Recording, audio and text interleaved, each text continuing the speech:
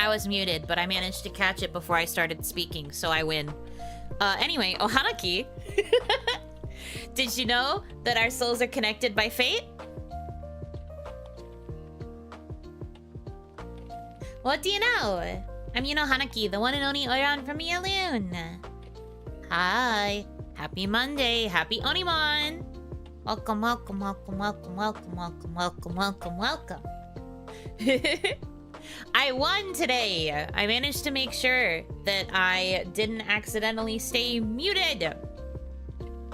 Didn't even have to admit to that. Okay, look, I had to prove that I won. In my head, I was already on the loading screen and I went live, and in my head I was like, did I remember to unmute my mic? I don't think so. So I checked before I said anything today when I transitioned over. So I did it. Victory to me. I didn't do my whole intro freaking muted. Love that for me. That's a big win. Yippee. Yippee, yippee, yippee, yippee. Anyhow. Welcome in, everybody. I hope you have been having a good day so far. A good Monday. Yeah.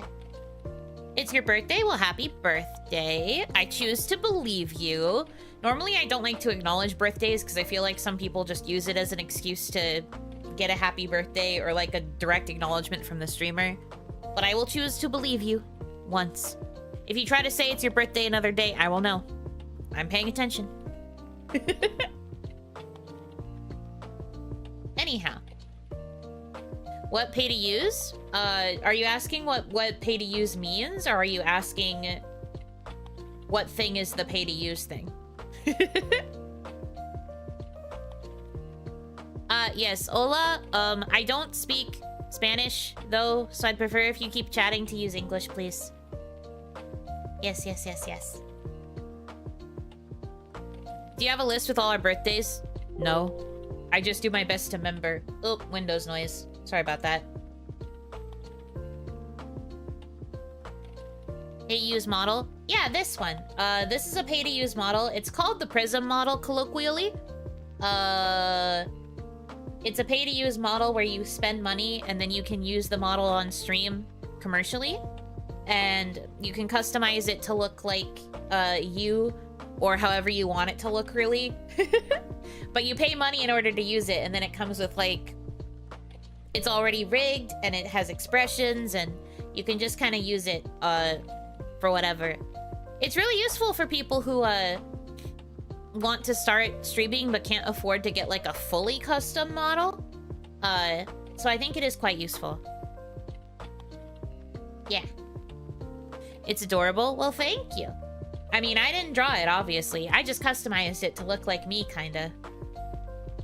Subscription service or single pay? Single pay. You pay one base fee to get the access to the model, and then you can, like, edit all of the features of it within the streaming app. And then you can also receive all of the updates that are made to it as well. In the case of this one, they're constantly, like, releasing new editions where they fix bugs, or they're, like, planning to add lots of different outfits and stuff. It's really, really good, especially for the price. I believe the price for this was only, like, 140 USD. And for this quality of a model at that price, that's really fucking good. It's high quality art and high quality rigging, and then you get to customize it to look however you want it to look. It's really, really good. I've already, like, sung praises of this when I first used it a couple OniMons ago, but I do highly recommend. Pretty good value? Yes. Extremely good value, I'd say. VTubing has really come a long way nowadays. There are many affordable options. For sure. It's gotten a lot easier now for people to put in the effort to become VTuber. The startup costs have gotten really good. And not to mention, there's still plenty of, like, free-to-use assets as well.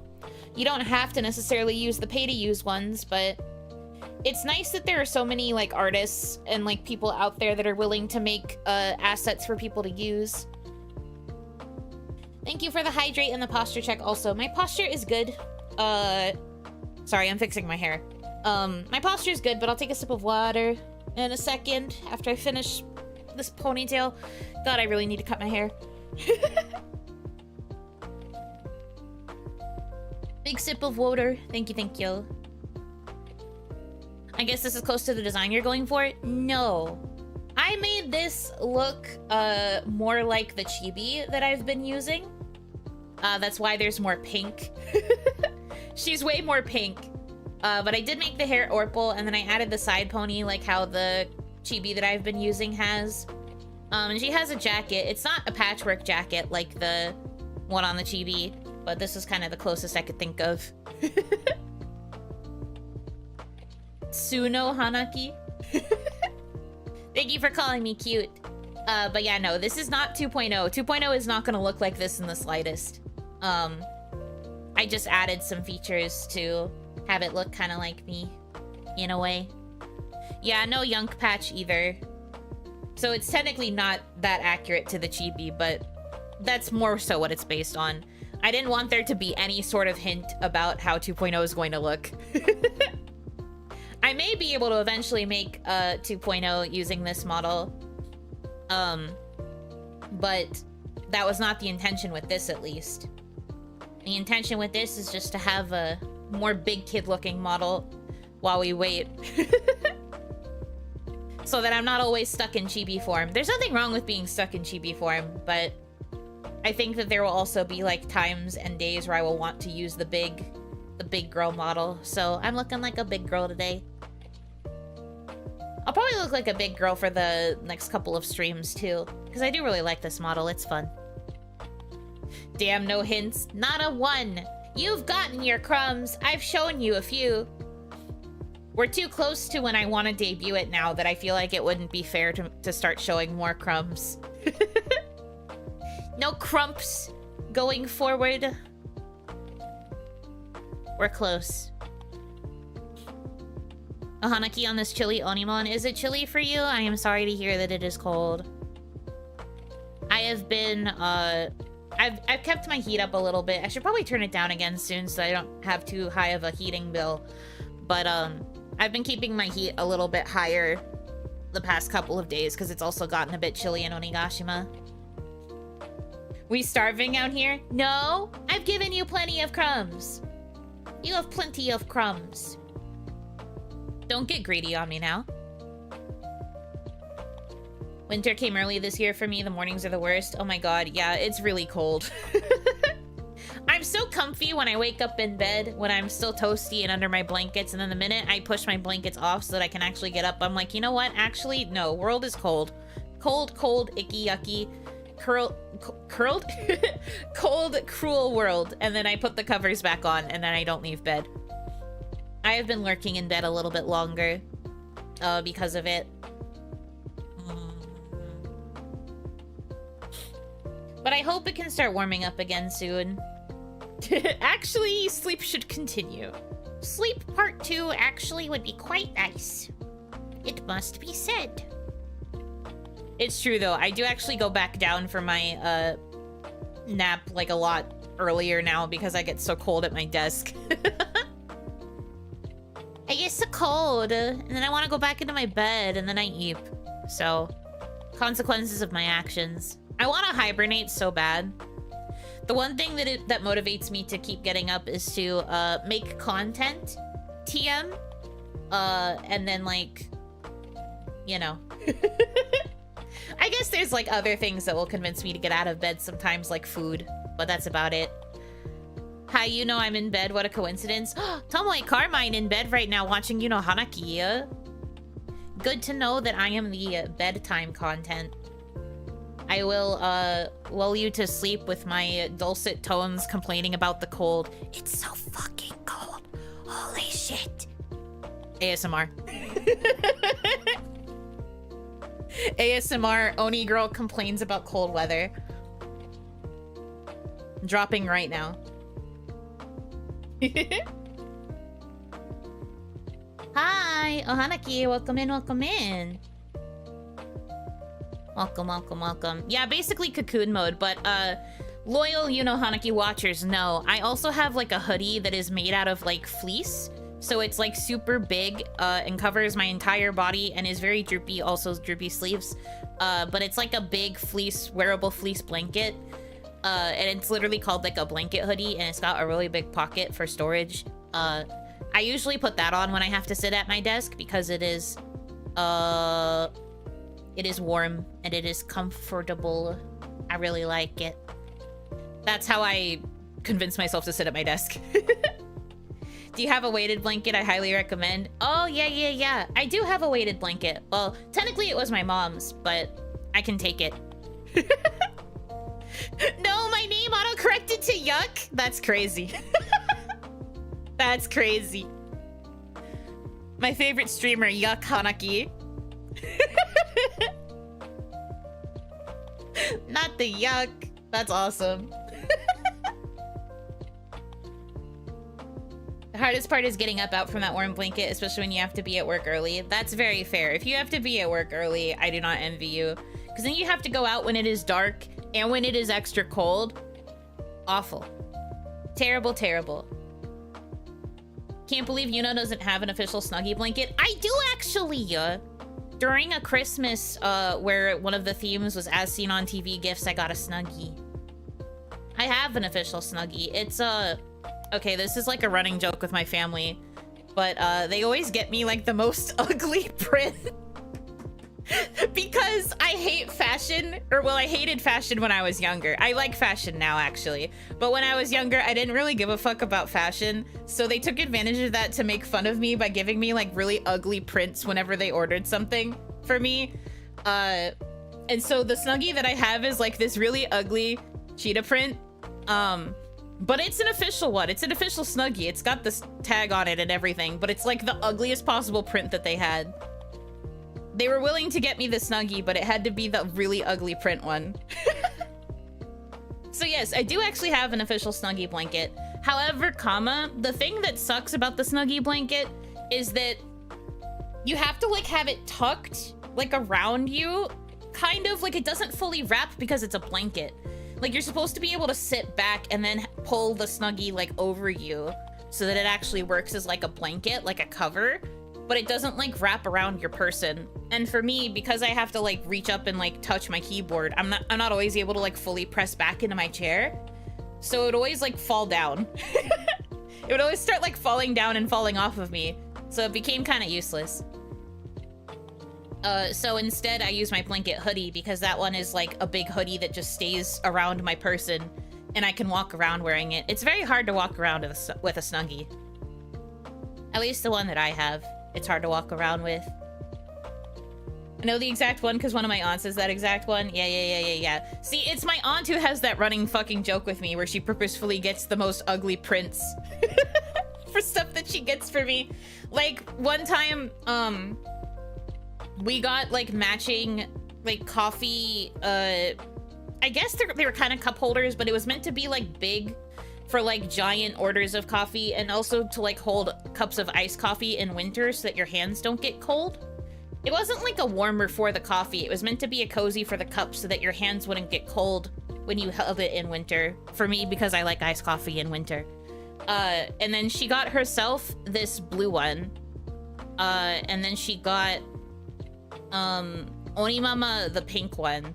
And then I got the fucking cheetah print one. And I was like, what in the... what in the cozy girl wearing Uggs looking ass? And I was so mad because it's very ugly, but like it does its job. So in the end, I can't really complain too much, but it's ugly. I cannot deny that that shit ugly, but I will still use that damn cozy because it means that I don't have to worry about my hands getting cold in winter when I order an iced coffee. That's the thing. In the end, these items are practical. They just look ugly. So that's like the consequence. Not really a consequence, I guess, but that's like the side effect of getting the thing that I want is that they will buy it in the most ugly print imaginable. Yuno fashion disaster Hanaki. See, the thing is, now that I'm older, I do care more about fashion a little bit, so I actually ask for specific colors if I ask for, like, a material like that. I will specifically ask for the pastel colors that I like, so that there's a bit more coordination going on. But sometimes for fun, my aunt will still get me a gift that's, like, cheetah print, or, like, just awful ugly.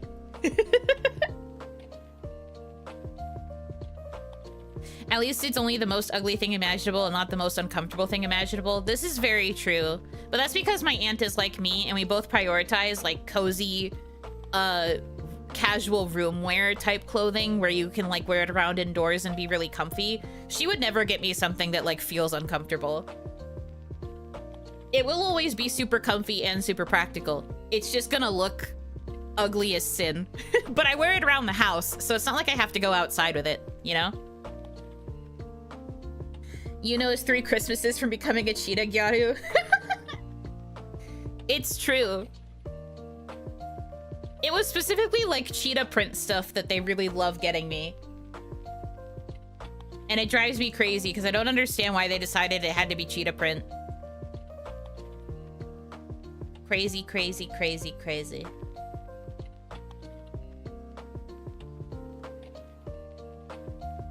Instead of tiger print Oni, it's cheetah print. It seems so. So I guess in the future, whenever I go through with making that gyaru version of Yuno, I'm gonna have to make sure that it's as much cheetah print as possible. Next gift idea, leg warmers? Maybe. I do think that could be nice, because if I got leg warmers, that would mean I could wear, like... I wouldn't have to be stuck wearing, like, super heavy-duty pants.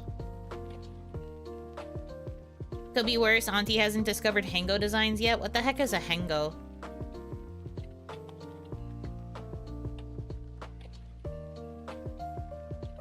What the frick is a Hengo? Did you... I think you spelled it wrong because nothing is coming up when I try to search that. I think you typoed. The anime mouth. Oh! Ahegao? No, they would never get me that. Hengo is definitely not the same as Ahegao. Anyway. I would never get anything like that, thankfully. When it comes to anime-related stuff, if my aunt wants to get me something that is anime-related, she will always, like, text me the link and be like, is anything here? Stuff that you know? And then I will look at it and usually have to be like, no, auntie. Thank you, good try, but no. Not knowing how to spell it is a green flag. You know what? Fair. I do think that's fair because that means that you don't own any of the Ahegao clothing. Wearing the Ahegao clothing is a red flag.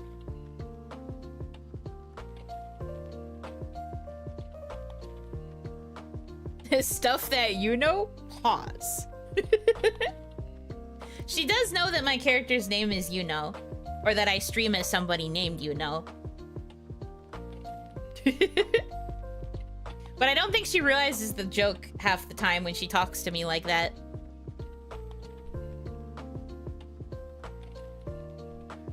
Not even a flag, a bright red spinning alarm light. Wee woo, wee woo. Get this guy out of here. Mr. Police. He's wearing the shirt. The police understand what the shirt means. Generic anime merch number 68. Very true. There was this one time she linked me like a site that was very obviously like stealing art and like plastering it really badly onto like apparel. And I was like, damn. How dare you? How dare you do this to me, yeah? But then I was like, I can't, we shouldn't buy from them. She kind of falls for scams occasionally, because she's a Facebook user. My beloved auntie is a Facebook user. She uses it a lot. And she kind of falls for the scams that appear there, like the scammy kind of shops that are there. And that usually ends up being what she links to me, so I have to be like, no. Don't buy from there, please. I'm sorry for her condition. Everyone has their vices. Everyone has their vices, you know? She tries to be better about it, and I will be the one who will, like, defend her when things go wrong. But she's fallen for a couple of scams before. Nothing too major, usually, but it'll be like she tries to buy an item, and then it either comes in, like, really poor quality, or she never gets it. But she's pretty good at, like, chasing down and, like, getting them to cancel the payment on her card and stuff.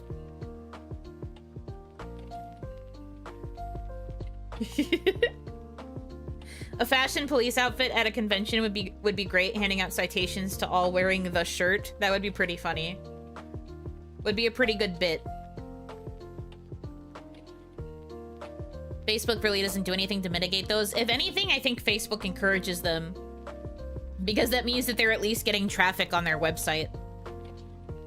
I literally do not touch Facebook at all, but my family all use it a bunch, and I'm just like, ugh, yuck. Yucky. They organize a lot of family gatherings there. I'll see it, the few, like, maybe 1 or 2 times in a year that I check Facebook, I'll see all these invites to family gatherings that I just didn't notice because they only sent the invite via Facebook. And I'm just like, oops. Definitely missed the window to RSVP for that. So does Instagram, but I feel like Instagram still has more, like, active users, you know? But I feel like Facebook barely has users anymore. I feel like most of Facebook is just a bunch of AI bots talking to each other. I don't know if that's a weird thing to say, but I just feel like that's how it is. Is Buno now become bookable since you possess another form? What does bookable mean? Become bookable?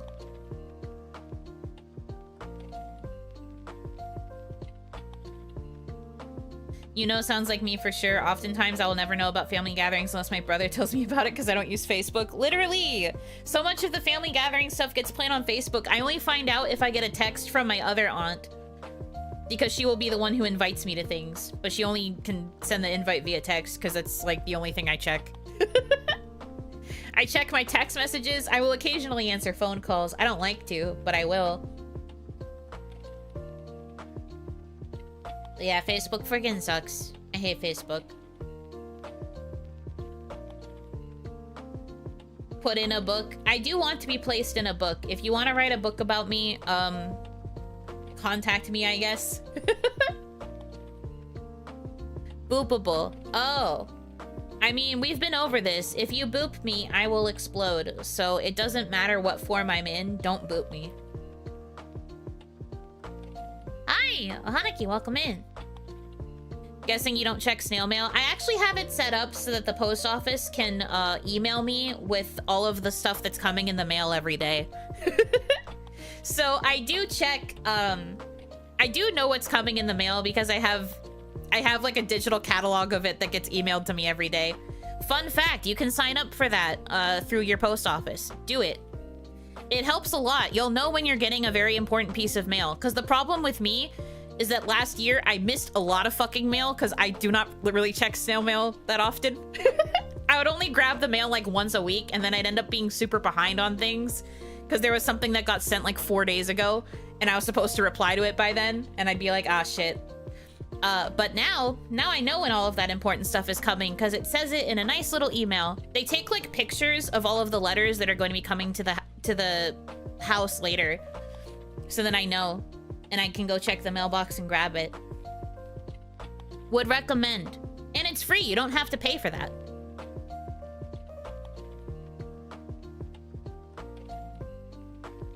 That post office service sounds like witchcraft. It is basically witchcraft, but it's cool that they offer it. And it's always been correct, so even better. It's definitely helpful if you don't really feel like checking your mailbox every day. Especially if you're the kind of... The only thing is that they will not tell you... They will not, like, take pictures of advertisements that you get. So, like, the big pile of ads will still be in there. but they'll take pictures of all of the stuff that's like letter format addressed to you. Also your packages. They'll keep track of your packages in that email too.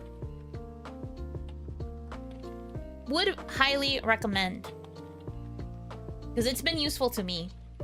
I've been able to stay up on top of more important documents, including from the tax man. Me protecting myself from the tax man for dear life. Yes, yes, yes.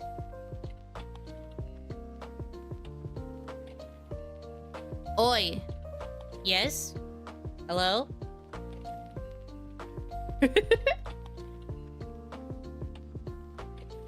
Can second the weather, it's colder than a witch's broom here.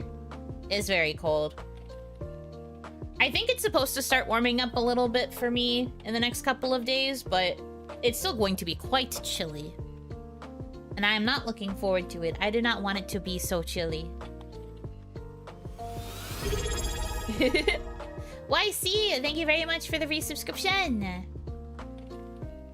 Looking extra, extra, extra beautiful today. Thank you. I'm glad you guys like this model so much.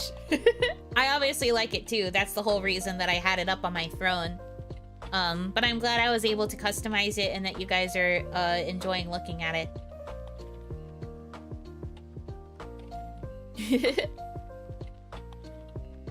It's V cute.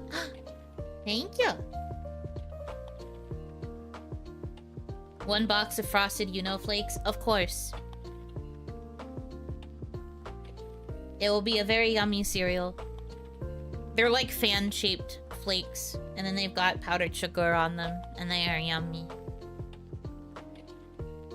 There's a kid's version that has damadachi marshmallows.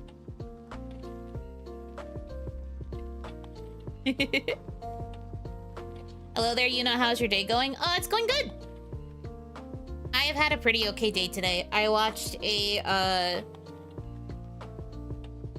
an Idol show earlier. I watched Idolish 7 related content earlier. And then I had a pretty decent nap. I watched a bit of a streamer that I like. That was fun. And then I had soup for dinner, and the soup was really yummy. It's been a pretty good day overall. Oh, I also got a bit of work done. I got some work done. So that's also good. Yippee! Overall, a pretty solid Monday. I'd have to rate this Monday a... like a 9 out of 10? Pretty solid.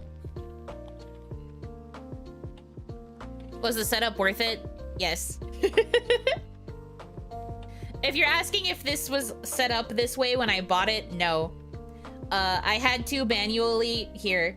I can give you guys a jump scare because now that I have the model, I can show you. Here's what it looks like the minute you open it. I mean, some of you have seen this if you watched Hiyori set it up live, but if you don't know what it looks like this before you do anything with it. Including the watermark. The watermark comes with it. So it looks like this, and then you have to create a specific expression that has all of the settings that you want, like, saved on it. So then it looks like this. Ta-da! But on the bright side, that means that you can have multiple settings for, like, a bunch of different, character presets if you want. We've talked before about me maybe setting up so that I can stream as, like, my Pokemon trainer OC when I play Pokemon or something like that. There are options, you know? It's fun. But it takes a lot of effort. You have to like adjust a lot individually in order for it to look how you want it to look. It can take like hours. This took hours. And then it still wasn't even done. I think it was like technically a 2-day process. It's still a couple of hours, but I had to work on it over the course of like 2 days. Hello, Billboard, you know. Hello.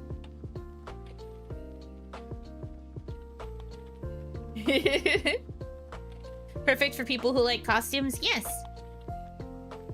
And then, like I said at the beginning of the stream, the people that made it are constantly adding, like, new outfits and, like, new assets to play around with, and they're really open to feedback and suggestions for new features. So, it's really good.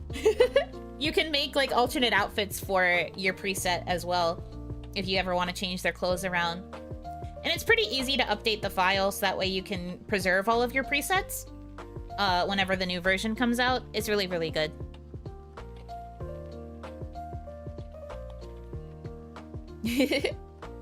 Doesn't apply to Yuno, but also has like 8 different ahoge. Yes, I did see that it has a lot of ahoge. It does, it does. But that's what I mean. There's a lot of customization options, and they're planning to add more constantly.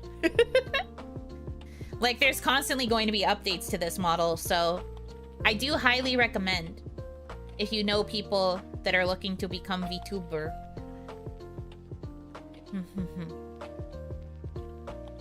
2.0 Suno? Technically, yes, very Suno. One of the things that I got done work-wise today is that I got to play with the 2.0 model again, because I recorded the footage that we're gonna use for the trailer. And guys, this is the biggest update. This isn't really a spoiler, but I have to tell you about this because I'm very excited about it.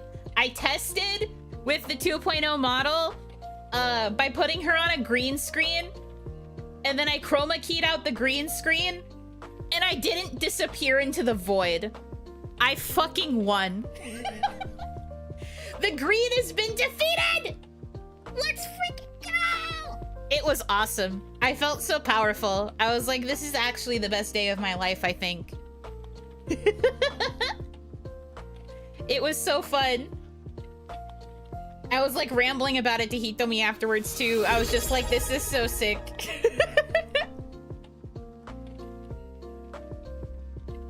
Purple Woman is so powerful. I've been saying. She's so powerful. But streamer, why don't you just use a blue screen? I did when I used 1.0 and she was all green.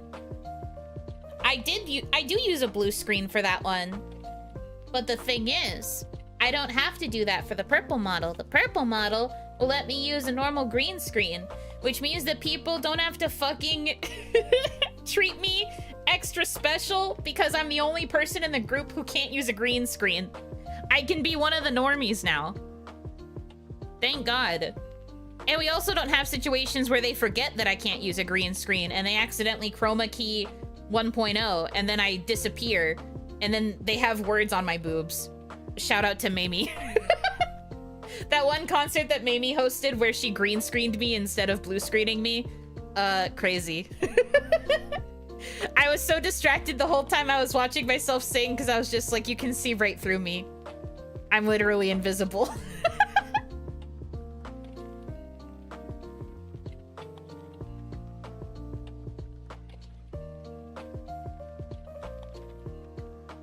Also, KJ, thank you for the resub with your Prime. I am honored to be the recipient of your Prime sub.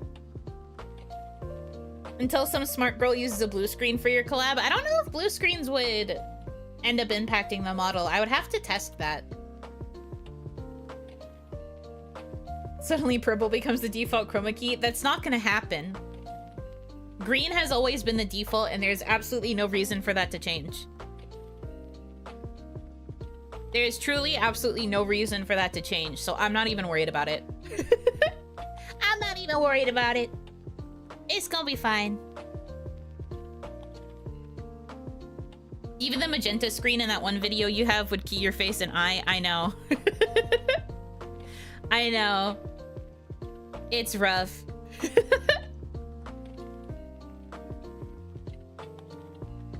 It was only later that we realized I should probably stick to using a blue screen.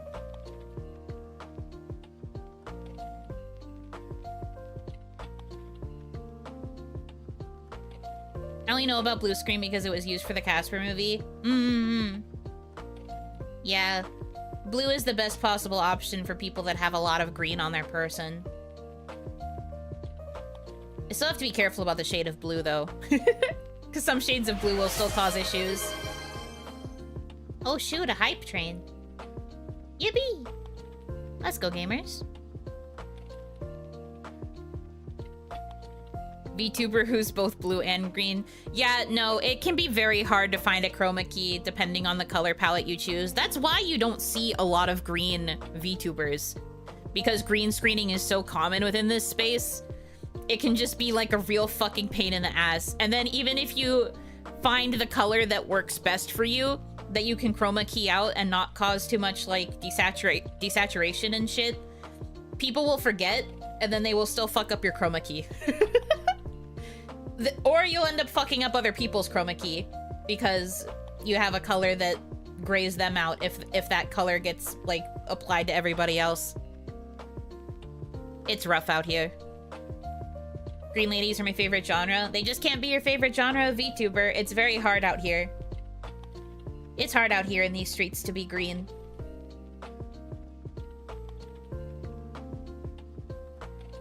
Watched a YouTuber who was advertising a green colored shampoo bottle and it kept disappearing on him.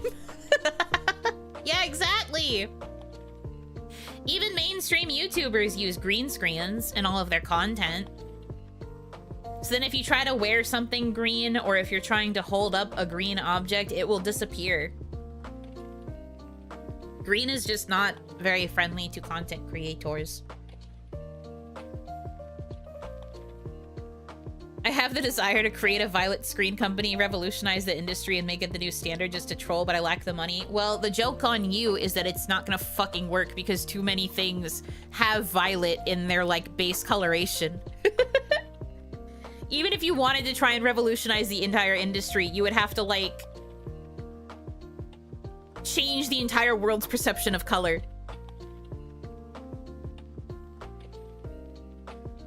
The universe is expanding rapidly. What makes you say that? What makes you say that?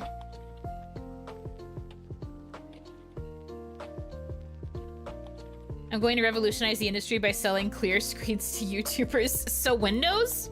You're gonna sell Windows? That doesn't sound very useful. Easy for a guy like me. I'm just built different. I will be able to revolutionize an entire industry. No, silly Windows is copyrighted. No, I mean like... whatever. No shower curtains. You know what? Fair. The problem is though, VTubers don't shower. So... And like regular YouTubers, they also don't really shower that much. It's gonna be a tough sell. Your first revolution is going to have to be convincing people that getting clean is cool. Did you perhaps mean glass panes? I'll tell you who's a glass pane in my ass. You know, doesn't shower? No, I'm not stinky. I do shower.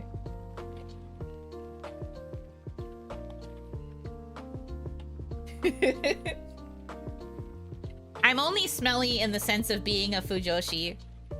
It is a metaphor that I am smelly. I am not literally smelly. First statement says otherwise. My very first statement was saying that I remembered to unmute my microphone, so I don't see what that has to do with anything.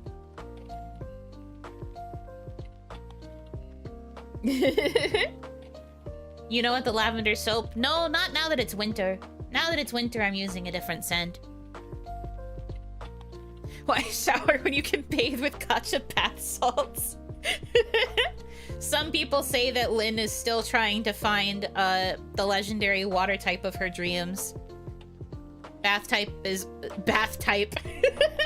The bath gacha truly is always a gamble. Hi, Lynn. Bath type. Yeah, I don't know how to talk. I'm sorry. The bath type Pokemon. I don't know how to talk. I got too excited to see you. I can't help it. That's like when VTubers brag about not wearing pants and people make a big deal about it until they mean they wear skirts. I know, right? People will just automatically jump to conclusions the minute they hear something kind of sus or like kind of yabai. They'll just be like, oh. And they'll immediately try to take it somewhere, running to the freaking end zone, dude.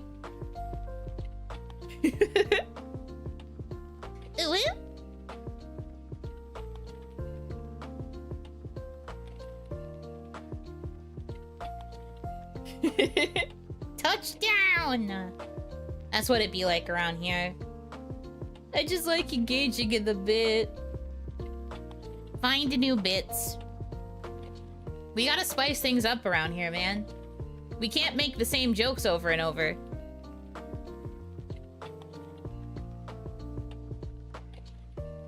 She said it? I said what? Touchdown? I've said that before. The bath type Pokemon, he shall be named Bodden Bodden? I'm guessing that is a language pun that I don't know.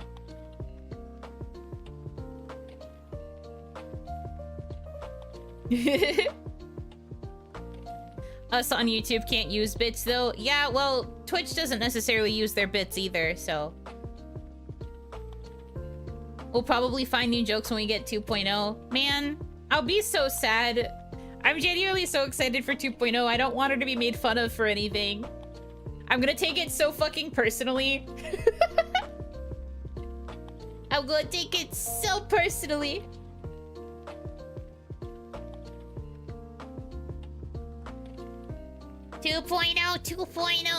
Yeah, Miss Lynn has seen 2.0. She can vouch for how freaking pretty she is. I'm so excited. Baden, German for bath. Ah, that's what I figured. I figured it was like a language joke. I just didn't know. If there is forehead, you're done. I know, I'm gonna take it so personally. You're so cute, now get bullied. Ooh. Ooh. I'm just a little guy. I don't want to get bullied. I don't deserve it. What if I debut and I'm just so pretty that I'm not bullyable? Have you ever thought about that? Have you ever thought about how likely that is? Because it is. It's quite likely. You're gonna think I'm too pretty. You're gonna be too flustered by how pretty I am, and then I'm not gonna get bullied.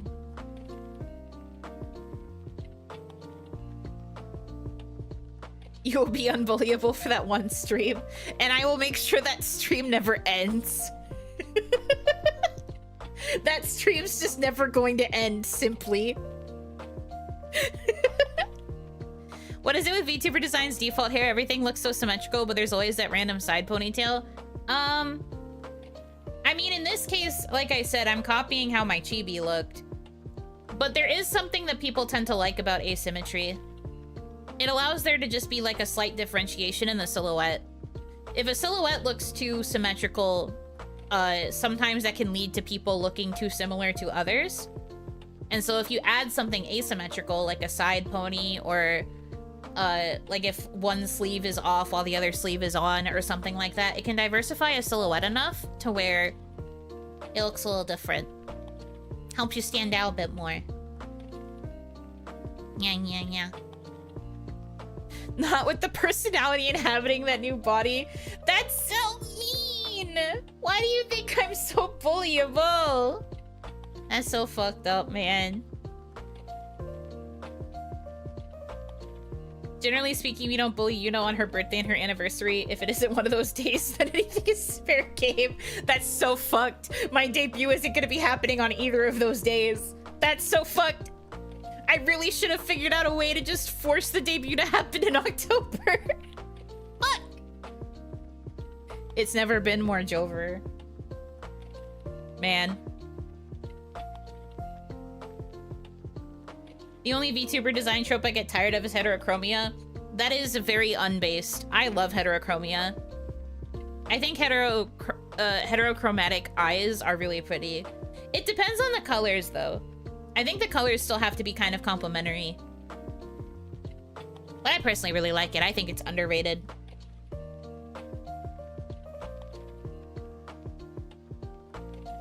It's going to be that scenario where the nerdy girl gets such a glow up, everyone regrets making fun of her. Yes, you get it. You understand.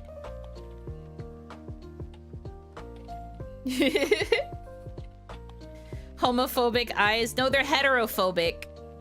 The joke is that they are heterophobic eyes. Should I just pre-chat my chats? Feet, ankle, knees, legs for days, 4 days, cute nails, window, dang, the physics, wife, and face. Hi, Yuno, nice bananas. I love that I'm getting a glimpse into the entirety of what my chat is going to look like when I am debuting. Yeah, I'll be going from wow, what a nerd to wow, what a pretty nerd. I mean, I'll take that. At least you're finally calling me pretty.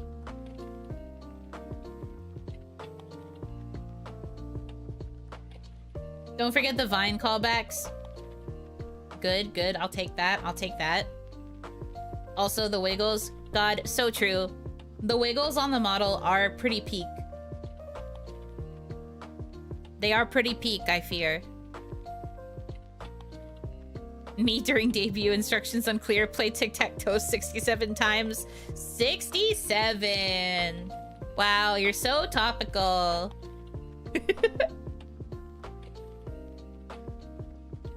Where is wife? As in right now? The one downside of this model is that unless I edit the actual texture of the model, I can't have wife, so... This model is wifeless. There's no wife here, I'm sorry to say. But 2.0 will have wife, don't worry. Don't worry, 2.0 will have wife. I just realized we haven't seen Yuno wiggles in weeks. Yeah, because I'm using models that don't have the same kind of wiggle quality.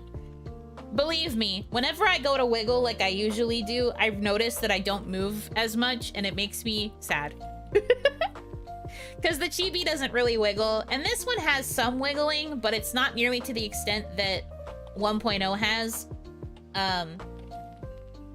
But I will tell you that 2.0's wiggles are very high quality, so... You'll get to see the maximum wigglage very soon.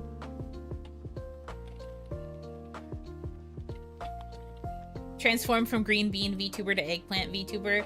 I'm transforming from a green grape to a purple grape, is how I've been wording it. Sad, wifeless world. I know, it's a very sad world that we must live in, but hopefully it won't be for too much longer. If everything continues to go according to plan, hopefully it won't be much longer, okay? I'm doing my best.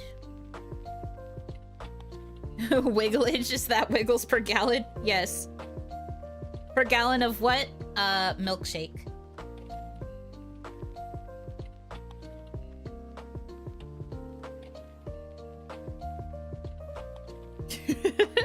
Ominous? What do you mean ominous? I'm not trying to be ominous. You know what? We need her now. I know. You think you guys need her now? I need her now. I need her now so bad. I need her very much, okay? I need her. But I'm doing my best to be patient because I can't do anything about it, okay? There's things that still need to be done, and I still want to put a little bit of effort into the hype. But I really, really, really wish that I could just bring her out right now and then just be like, fuck it, 2.0. But I'm resisting. Wiggles will be set to maximum. We shall crumble beneath their weight. It's very true, yes. You say that, but you can see her anytime you want. Yes. That's also true. I can see her whenever I want. Just not in the middle of stream, though, because that would mean that you could see her. Unless I turn my model off, and then I just pull out the model where you can't see it. And then I just gush over her the entire time while you guys are stuck looking at an empty screen. I could be really mean and do that. What the fwick? I could be really mean and do that. Oh, thank you for the stretch. She can actually get back at us for once. I could. But I won't, because I'm nice. I'm a nice person, actually, so I won't do that to you.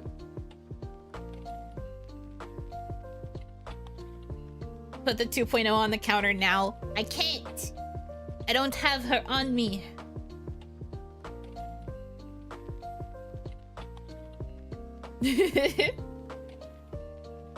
Is Yuno the one stealing all those gallons? Yes.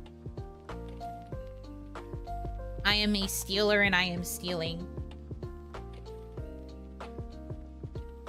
I imagine your VTube studio runtime is skyrocketing with it just sitting on your screen anytime you're not streaming. It hasn't been too bad. I've been pretty good about, like, focusing on my work and doing other things. I do open VTube studio a bit more often offline now, though.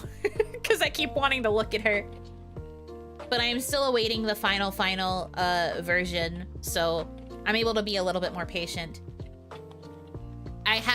There have been 2 times though in the past few days where I have opened VTube Studio just to look at her.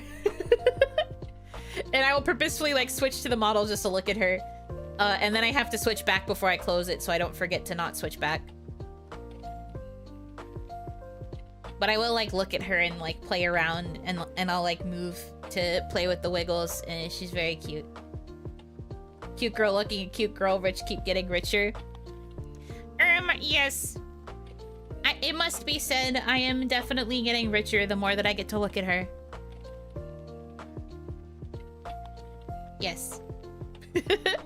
There's no such thing as trickle-down economics here. You're not getting anything. It's all gonna release in a flood. The minute that the dam is open, it's just gonna be so much content. You're going to see so much Orpal. And you won't even get sick of her because she's that pretty. That's the exciting thing. You can't get sick of her because she's too gorgeous.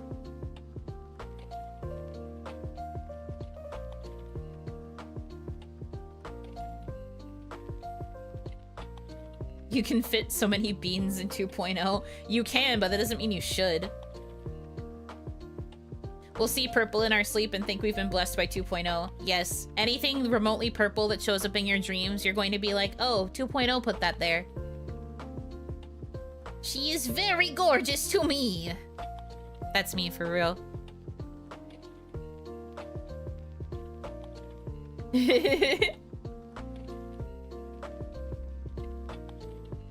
What if my immune system is really weak? Well, you're still not going to get sick of her. If anything, she's going to cure you, and your immune system is going to get stronger because of her presence. She will cure you. It's fine. I bully the cute ones. Prepare for much bully. Oh, boy. Oh, gosh. Oh, boy. She can fix me. Presence where? No, presence. Like existence in front of you. Presence. CE.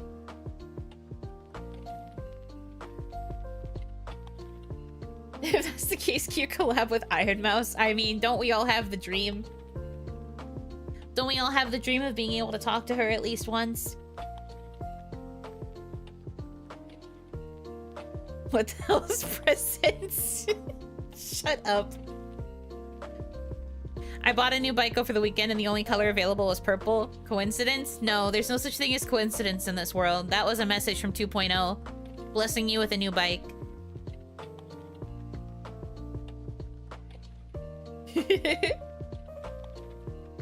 And there could actually be a green screen modeling section for debut to take screenshots because it'll actually work. So much background creating potential. True. I don't know if I'll have that in the actual, like, debut showcase. But definitely in the debut 2.0, we could have a whole section dedicated to green screening. I don't know if I'll do it during the actual debut stream, though, because that can end up detracting a lot. Some people might not want to sit around for all that. There will still be, like, an expression showcase and stuff, but I think when it comes to green screen, that would probably be 2.0. Probably.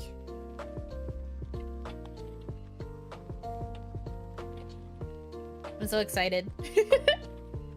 Talking about it like this is making me excited for her again. I can't wait. But I'll do my best to be strong and patient. I'll be good. I promise.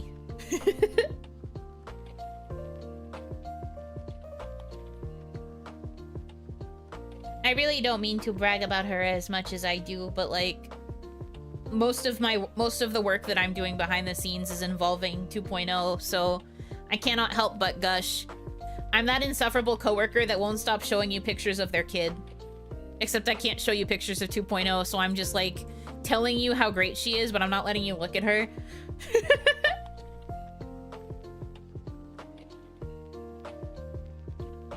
So I'm just like, man, guys, my kid is so cool. And you're just like, can we see a picture? And I'm like, no.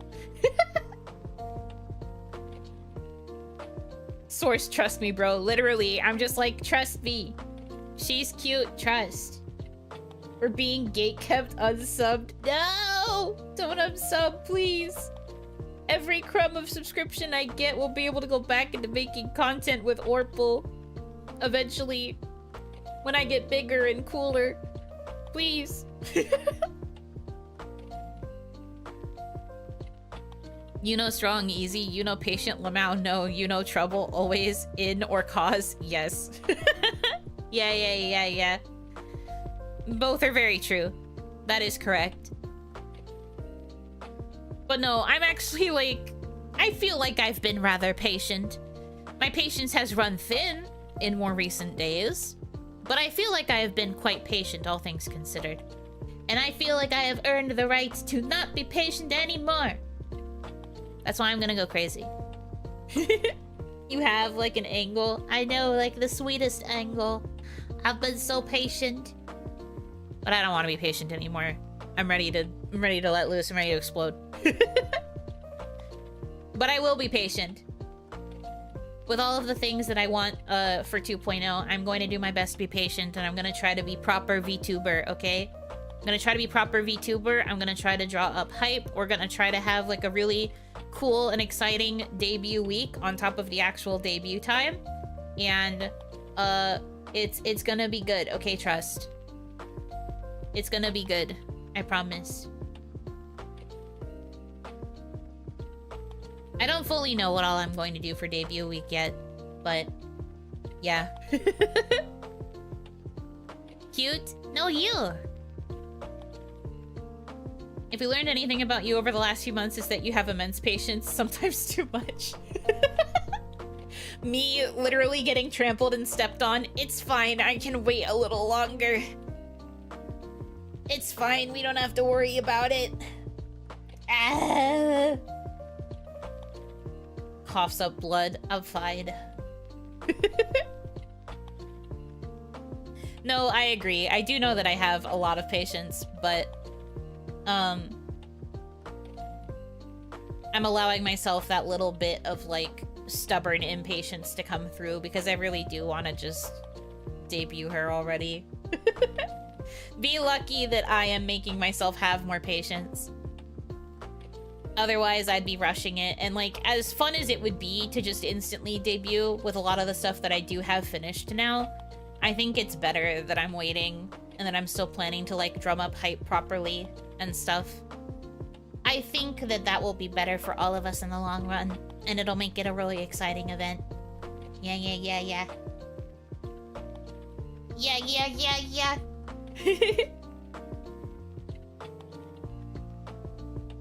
But I am doing it sooner than I probably could have done. Because I was thinking about waiting until birthday, but I don't want to wait until birthday. So I'm allowing myself the indulgence of doing it before birthday. We're going to have a new random day to celebrate because it's going to be the anniversary of 2.0. On top of the fact that everybody's also been celebrating their 1-year anniversary of going indie, I'm just like, cool, time to throw another random anniversary into the mix. The melting pot. Speaking of, well, I came back to streaming the 5th, I think. That was my first stream as an indie. So we are past my 1-year indie anniversary. But happy indie anniversary.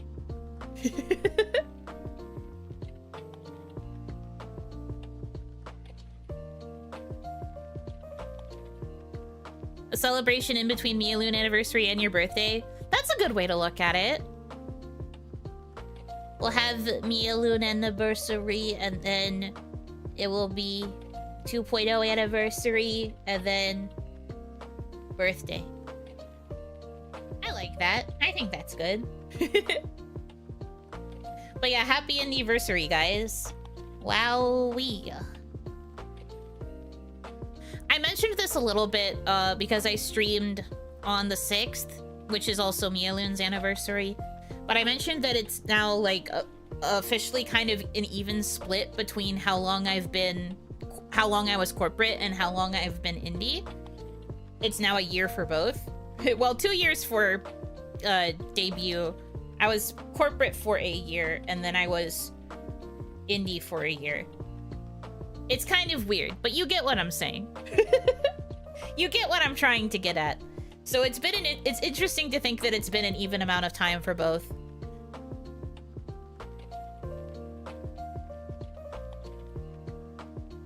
I don't really know how I feel about it.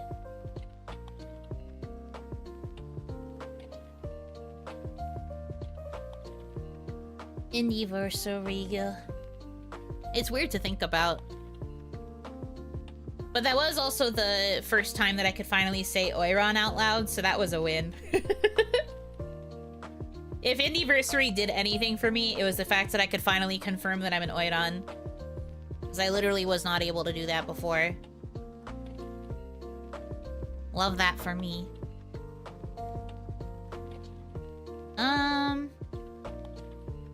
But like, otherwise I feel like not a lot really changed for me. I guess I got to do more promotion of games compared to when I was corporate. But it's also because management were quite picky about things that approached us. Right, uncensored lore. Uncensored lore! Full lore reveal. Constantly having to ignore me shouting out Oiron. Yeah, I remember vividly the first time you said it, I had to ignore it. I had to like pretend that I didn't see it. I couldn't acknowledge.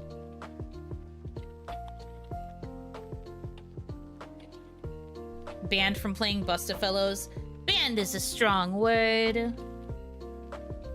It's more that it probably would have been difficult to get the opportunity, even though I had really pushed. There was like this form they had us fill out a few months before the end, where we were like allowed to submit ideas for sponsors that we wanted to take that we felt suited our personal brands. And I did literally beg to get the chance to work with P-Cube so that I could promote Bustafellows. I did literally beg. That document never went anywhere for anybody, I don't think. But yeah.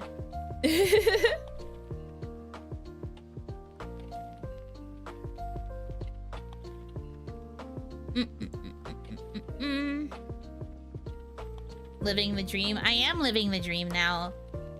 Not only did I get approached to play the demo by them personally, but then I got approached to review the full game. And that is still very crazy to think about to this day.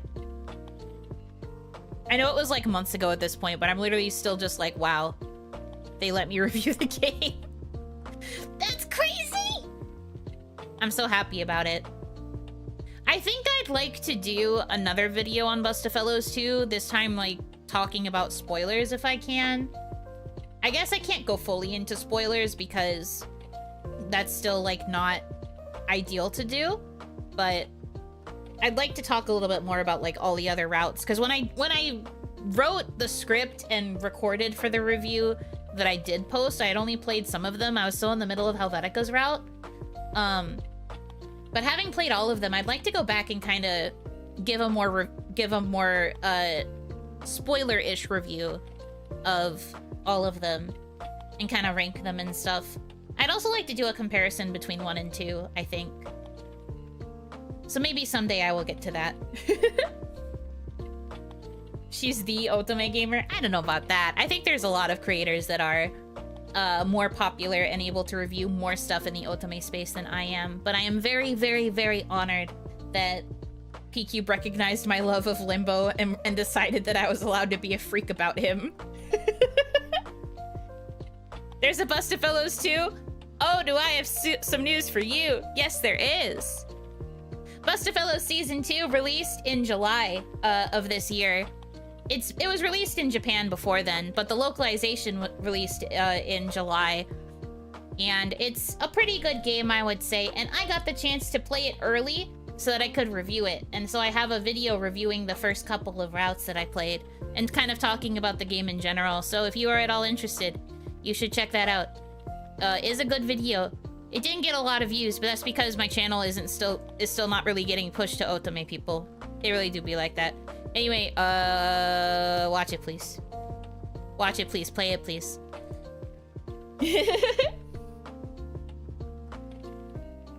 But yes, there is a whole new story. A continuation from before is good.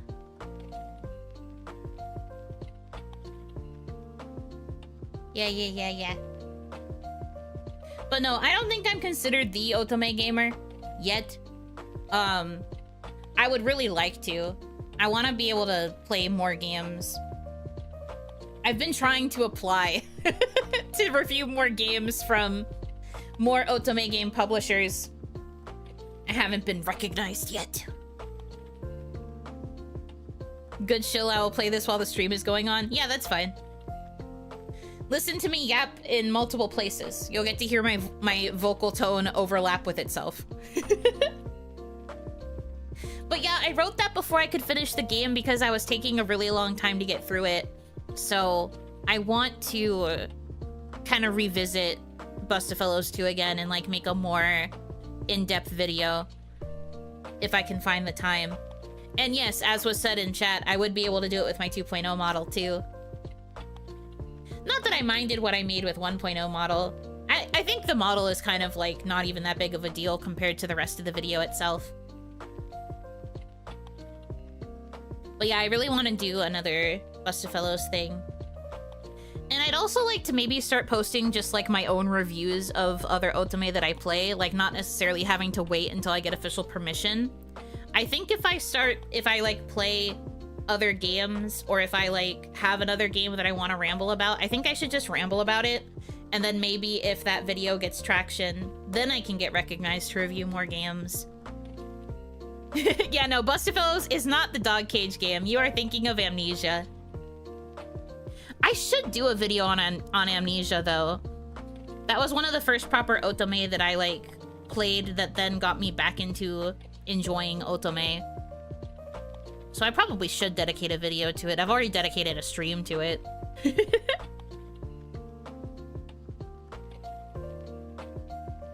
I think in terms of games that I'd want to do more videos on, I think I'd want to do one on Amnesia, and I think I also want to do one on Cupipara.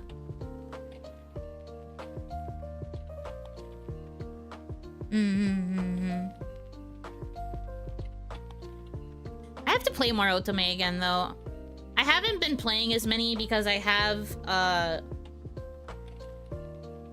there's a game that I was trying to get through, but I ended up not really liking it much. I'm only on the second character's route, and I have to say I'm not really vibing with it. So it's been kind of hard to get through, but I spent the money on the game, and it's definitely out of, like, a refund window, so I should just keep playing it, but I'm just like, man. It's a shame that this is the first one that I have felt is, like, not a banger. I like the characters, but there's just something about the story that's, like, really slow and not really vibing with me. But apparently there were a lot of other people who played the game that feel the same way, so I'm not necessarily alone in this. But I had heard so many good things about it too that I'm surprised I don't like it. But it's okay. Anyway, I think if I truly want to start getting noticed to review like more otome on an official capacity, I should just go ahead and make more reviews without having to wait for the permission, I guess. Especially since I'm indie, I don't have to wait for permission necessarily. I can just kind of go. So maybe I will do that. Lots more stuff that I want to do once 2.0 is finalized. During my debut for 2.0, don't be surprised if a lot of my goals are like crazy.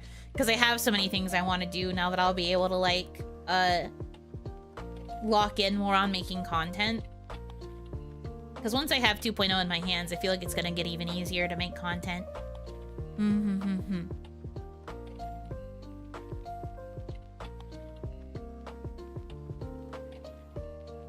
Did you know if you tell a Valve rep pretty please after getting a refund request rejected, it's a 50-50 shot you actually get the refund outside of the return window? Well, the game that I'm talking about playing is on the Switch, so I can't use that technique. But that is pretty funny. Shoot for the stars, yeah. I think I mentioned this once in like a members thing, but I said that I wanted to have like 3 sections where it's like goals that are probably achievable, dreams that are achievable, and then pie in the sky dreams. Like dreams that I think are impossible, but I still have them. So that's gonna be kind of be how it looks on the debut slideshow, but there's gonna be a lot of goals. A lot of goals, a lot of dreams. Making the otome content being one of them. It's gonna be a really crazy long list. But it's because I have a lot of dreams and a lot of things I want to accomplish, and I want to be able to do it as Yuno. So I will put them in writing, and I will put it on screen so that people know what I'm trying to achieve, and then hopefully I will be able to foster a community of people that will support me to get there. That is my hope. 1 million subs. Oh god, no. I don't think I could ever reach 1 million. I don't even think I could ever reach 100,000. If I'm being real with you.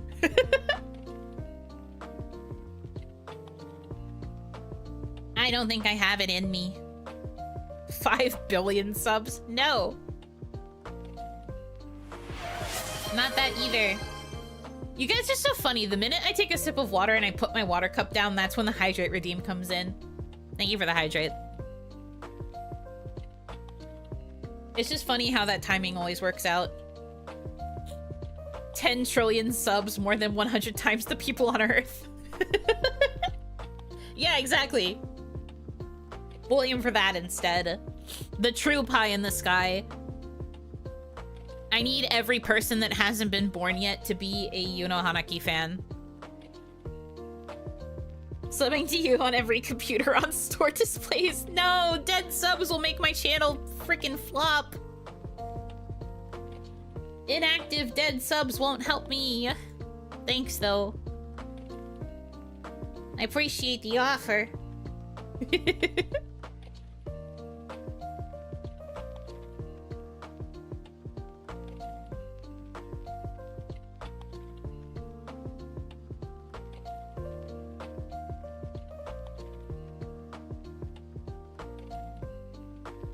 Clearly we need to blue play Yuno saying Zoomer memes for the TikTok clout. Oh god.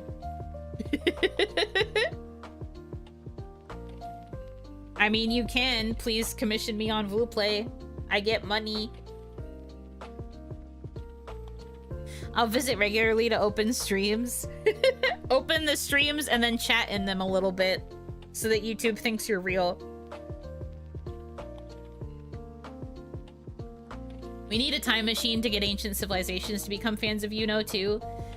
You need a time machine, and you need to be able to set up an internet connection for the ancient civilizations, and then the only channel they're allowed to watch is mine.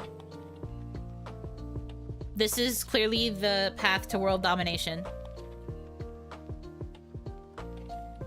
Pretending to be 50 different viewers would be difficult, but I'll roll up the sleeves. I believe in you. I think you have the acting skills. Internet connection, we just have to draw you on a wall, but then they're not watching me. Don't forget us when you make it big in the Jurassic era. Does it even count if I'm not, like, actually there to reap the benefits? If they just like the idea of me, would that really transfer to me taking over the world? I don't actually know. Stream's so funny. I fell off my dinosaur. Stupid.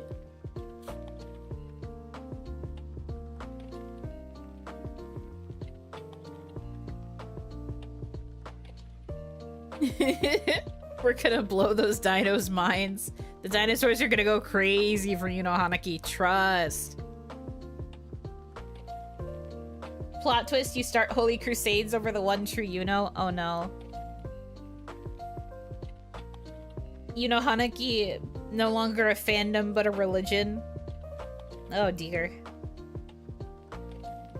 I can't do that. I've never even read the Bible.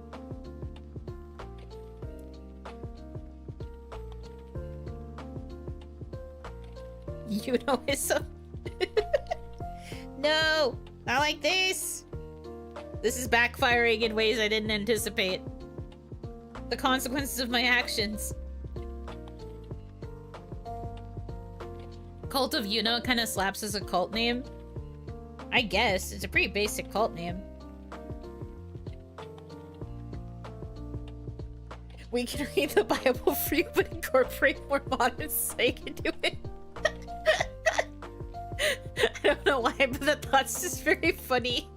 Trying so hard to get someone who doesn't really understand the Bible to understand it by turning it, quote-unquote modern. Very funny. Not a cult, by the way. Yeah, not a cult. Never been a cult. I've never even entertained those jokes because the last thing I want to do is, insinuate we're anything like a cult. I'm Noah, yo, of the Ark, yo. Stop. On the third Oni-sun, she rose again. Bold of you to assume you get 3 fully marketed Oni-suns. No, that's funny. In the beginning, there was an OniMon.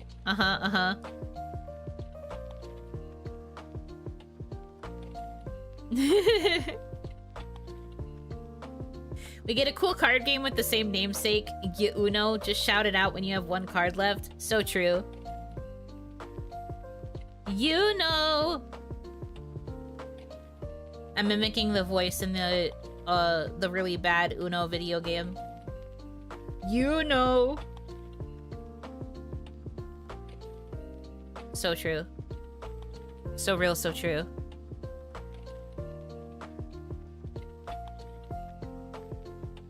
At the first hour, there was a Buno and then came wife. If Buno is there at the first hour, that means that wife is there at the same time. Because wife is part of me. I don't just spawn in without wife.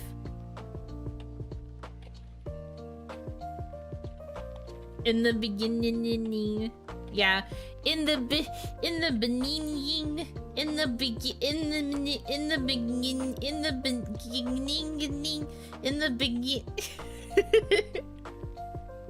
just trying really hard to get through the beginning of the Bible. Hell yeah.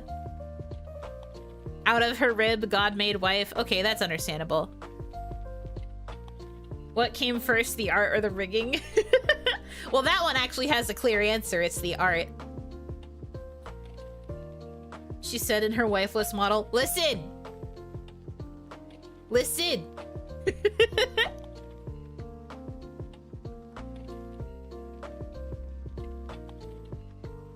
Wife is a different person entirely for us. She's not a person! She's a tattoo! You can still call her wife, but that's a tattoo that is on my body. She's not a different person. What the freak? Fitting, actually, the first Monday was the creation of heaven and creation, so on the first OniMon got adopted. Once again, I think that this is going to make my stream horrible to listen to for any Christians. I am so sorry. I'm so sorry it's like this.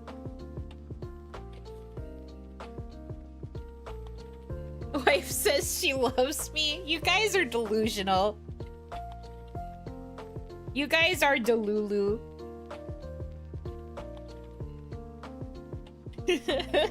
I'm Catholic, it's fine. Oh, okay, we have the representative of Catholics over here.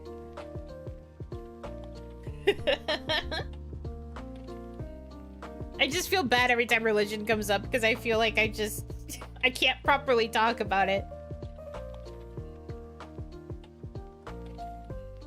If I'm delusional, I will envision myself as normal. I love that for you. Delude yourself into normalcy, and then eventually it will become your reality. That's how you beat mental illness.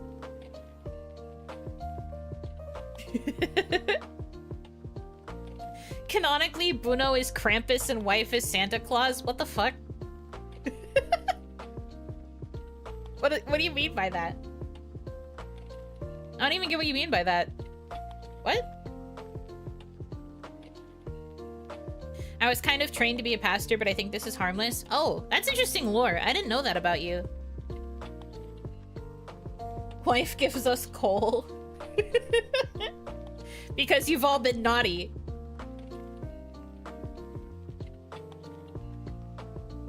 Canonically, Santa Claus was also a necromancer? Oh, fascinating.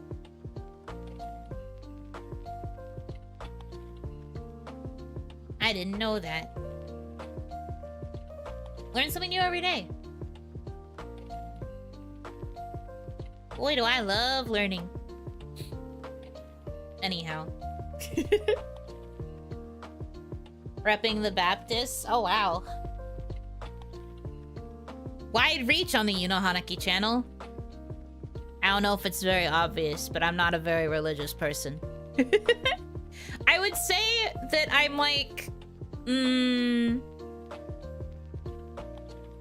open to the idea of, like, spirituality.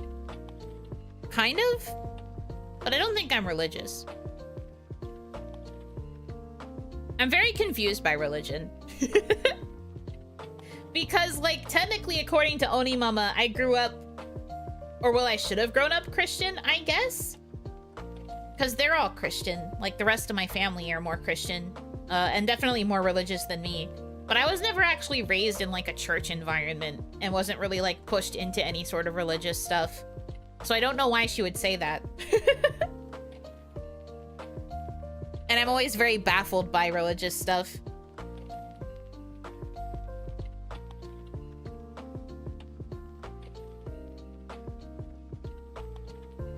You mean you're not a Jedi? Definitely not a Jedi. I don't like Star Wars.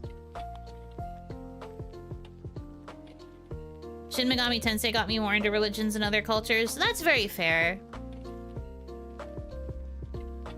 They do have a lot of references to different, like, mythological figures. I think the most into any kind of religion that I was like mythology, like Greek myth. I also had like a phase with Egyptian myth. I liked mythology, but I didn't really believe in like the religious aspects of it. I just liked the stories. That church party gathering didn't do you any favors. True. Very real, very true. Doesn't like Star Wars. I'm really not into sci-fi. I've tried to get into different sci-fi things multiple times in my life, and it's just never really stuck with me. You find a mythology book in Catholicism looks real boring, many such cases. Is that so? I mean, I want to try and have an open mind. I don't necessarily think it's bad if people have religions that they believe in. I think that's great. I just don't. I've never really had that sort of inclination in my brain, I guess.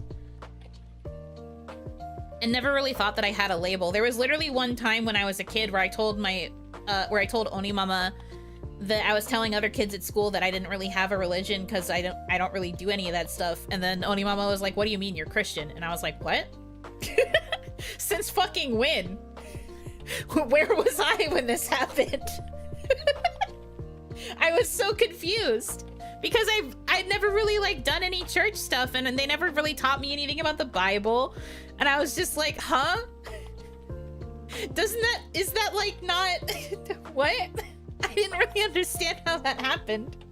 How could that even occur? What the hecky? Yeah, no, that tracks. I I guess that's fair. I guess the assumption is that if you're born into a family of Christians, that just kind of makes you Christian. Question mark. Apparently. But I didn't know that, so that whole time I was just acting like I didn't have a religion. I mean, I still don't. I think I would lean more towards being like agnostic versus full-on atheist. There was a time where I think I identified more atheist, but I think it's more agnostic for me. Did you get baptized? No. No, I fucking didn't. Once again, my confusion. I don't think I was ever baptized. Onimama just said, no, you're Christian. And I was like, oh, I guess that's just how that works, apparently. I had no idea.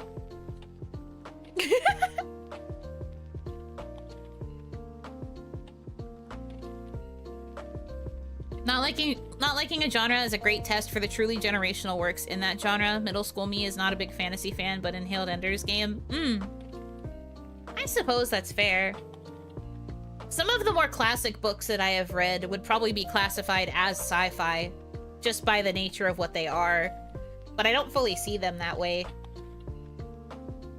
I guess the kind of sci-fi that I don't like is like the things like Star Wars or Star Trek or like more in that realm. Maybe more like space opera is something I don't really like. Kinda. Yeah.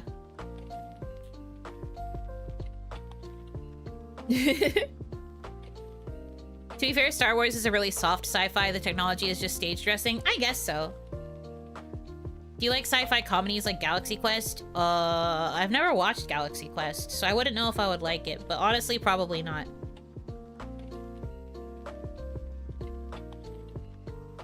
Like how Hunger Games is technically sci-fi? Yeah, technically things that are dystopian, I guess, would be considered sci-fi. Although I guess they're more like speculative fiction. Genres are kind of weird. There's a lot of layers to different genres for not just books, but like media in general.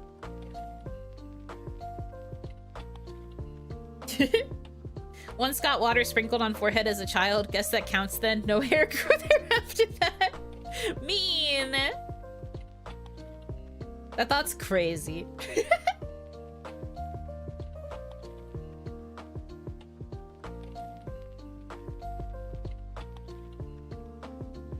Yuno and her layers. I am an onion. I am an onion. Full of layers. That's me. I think there's sci-fi plot and sci-fi aesthetic, and Hunger Games is more aesthetic. I would say that. But that's what I mean when I say that things that are like dystopian usually have like a sci-fi twinge to them. Because of like the development of technology and the progression of society moving forward. And then again, you add in like speculative fiction where it's like this could be a potential future based on how things are going and like XYZ thing. If it's a lot of, it checks a lot of boxes. Damn, she's good. Yeah, man. I'm the greatest that's ever done it, probably. Don't quote me on that. And don't fact check me either. You don't need to do that. No need to fact check. I'm obviously correct. I've never been wrong a day in my life. Supercut to all the times I've been fucking wrong. Source, it's probably true. Yeah. Source, don't worry about it, kid. I'm the greatest to ever done it. No! Google Orc, is this real? Not Google Orc. I'm putting that on the local freeway billboard right as we speak. Oh no. Right next to the hell is real sign. You got taught as much about religion as I did in my college world religions class. Paid thousands to have a crazy old man rant about politics instead. Oh god, that sounds awful. I'd like to at least learn more about religion to an extent. I don't know if I'd ever go so far as to like read the Bible, but like I can understand the value in wanting to learn or like learning more about it. Crazy. I cannot imagine spending college money on a class that does that. Won't you burn if you learn about these things? Yes, probably. What if you want a church girl? Yeah. I want a church girl that go to church and read her Bible. That's literally the tagline for one of the Otome games that I was playing. Because the main character is like she works at a church that's like also an orphanage. And she's a very religious, pious girl. So I jokingly brought up that Vine to Hitomi, and that became the name of the thread whenever we talk about that game. Because she's a church girl that go to church and read her Bible.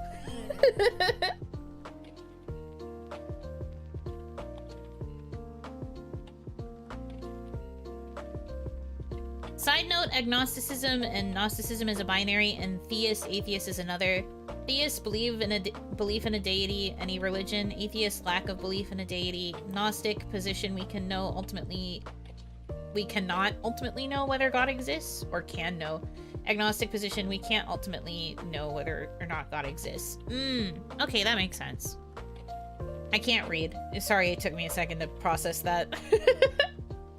Okay. Yeah, I think I would say that I am more agnostic then. That's why I said agnostic versus atheist, because I mean, like, yes, I don't believe in a particular deity, but I don't necessarily know whether or not one exists. We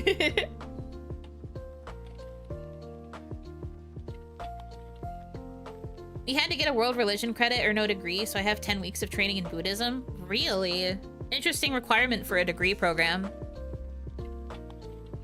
I went to an art school. I didn't have to do any of that. Not even Oni Kami-sama. The Oni don't really have a Kami-sama in that way. I guess you would think, being an Oni and Onigashima, I would have some sort of, like, understanding, right? But I don't. I really don't, to be honest with you. She reads her Bible. It's so hot. Don't say that.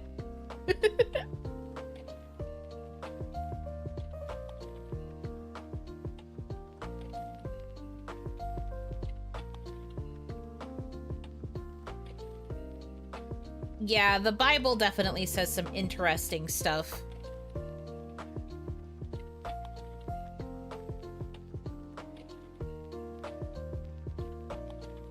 I will not comment further because, again, I have never properly read it, but the things that I hear...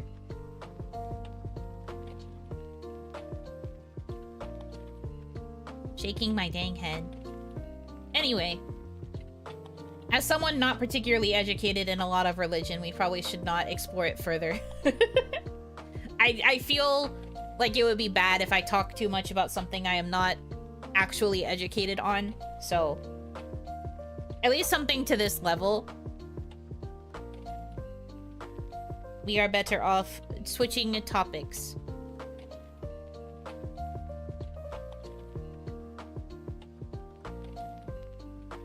I didn't know about the Broble. I also don't know about the Broble. I don't know what's going on. So, women. True. Oh, did my tabs freeze again? I think they did. Okay, hold on, gamers. I can't read what is happening.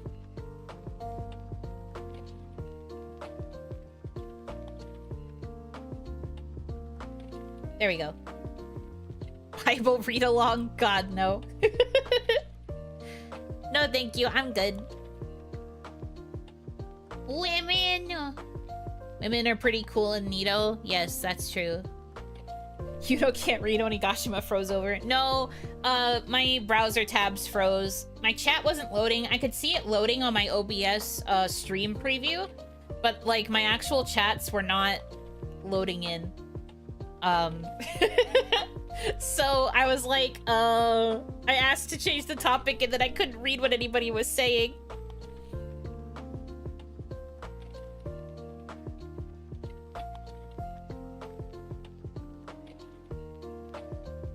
Let's swap to a topic I know more about. So, women. He gets headcanon is much funnier, so we'll go with that. What do you mean headcanon? What the frick? Anyways. I do like women. Women are pretty cool, must be said. Love women.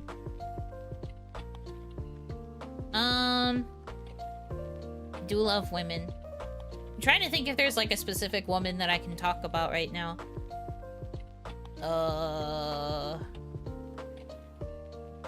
The other day I was consuming more Idolmaster content because I found out that there were new Project Fairy songs. So I got really excited about women. I love Project Fairy. I don't talk that much about Idolmaster, but Project Fairy are one of my favorite units. Even if they were made as rivals, enemies to the main girls in Idolmaster SP. But I love their unit so much. So the fact that they got new content and then they got like new songs and stuff, I was very happy. I never got the chance to see it. But I finally did the other day, and I was very, very happy. Songs were banger. And then I found out that the songs have off vocals, and I was like, I need to cover these songs yesterday. So hopefully in the future I'll be able to cover those songs because they're banger. You should? Yes. I would like to. Yuno loves the baddies filed under no duh. I like the cute girls too. I like the cute girls that are always trying their best. But the thing that I like the most about Project Fairy is that they have just this like really cool, more like edgy vibe to them. And when it comes to songs that I like, especially in like idol franchises, I tend to prioritize ballads and then songs that are like cool and more like edgy sounding and like things that would be hard for me to sing because I am not good at anything besides like ballads. And Project Fairy gets a lot of really cool songs. I really like how they sound. Super, super good. And I feel like everybody around me can sing really cool songs, and then I try, and I just feel like I don't fit it. But I do want to sing those songs regardless. I know the people that I would want to ask to sing them with me, too. Yes, yes, yes. As long as you sing. Yes, I would also still sing. Don't worry. The thing that, like, I've mentioned before that I've really thought about, like, organizing an Idolmaster dedicated, like, concert. The only thing that would be difficult for that for me is the idea that I wouldn't be able to sing every song. So I think if the day ever comes where I put together an Idolmaster related concert or like an Idolmaster related like event like that, I would have to be present for every song because I would refuse to let those bangers disappear and me not sing them. It is one of the few times where I would like force it anyway, even if I don't think I would sound good. I'm just like, please let me in. Please let me in. Please let me in. Get to learning. I'm trying my best. I'm working hard.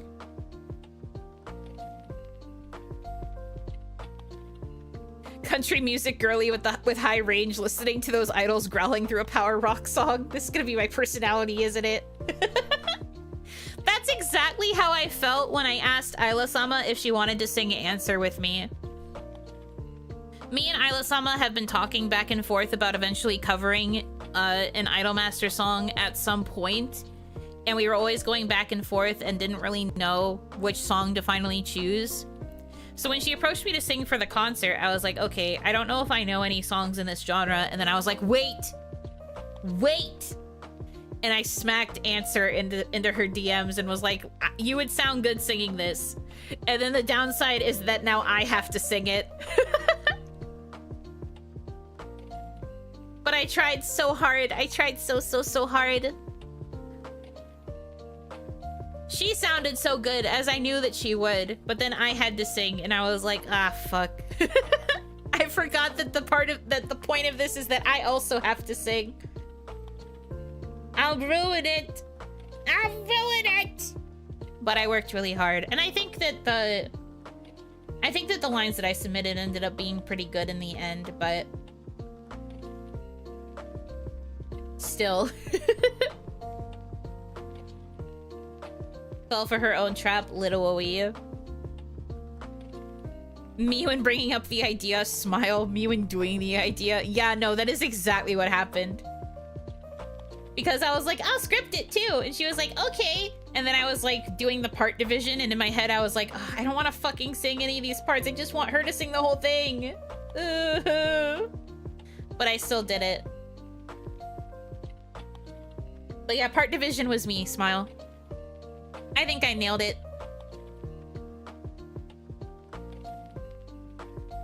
If you listen to the original song, you will notice that I basically gave Isla-sama all of the like lower, more powerful parts, and then I sang all of the squeaky girls parts because there are 2 squeaky girls in that unit and then 1 more powerful voiced girl. And so I basically gave myself all the squeaky parts. Me being the squeaker box in the equation.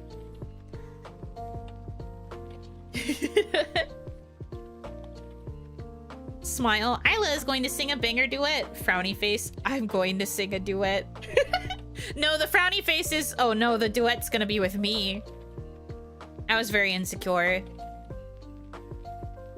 Well, like I said, I worked hard. I worked really hard so that I could try to match her energy that I knew she was gonna bring to the table because she's a really good singer. I still can't believe she asked me. When I first got the message, I cried. I was so emotional. Coming full circle is a cold night, you know? Getting the chance to sing with your Oshi. Having your Oshi want to sing with you. Literally exploding in real life.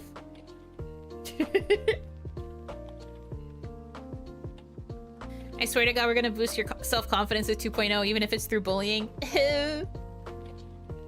You can certainly try. I feel like I'll be a bit more confident with 2.0, but yeah. You know, getting that tier 5 member. I did. I felt so happy. Getting to sing with her was so cool. You know, in the message, no, literally, I was like...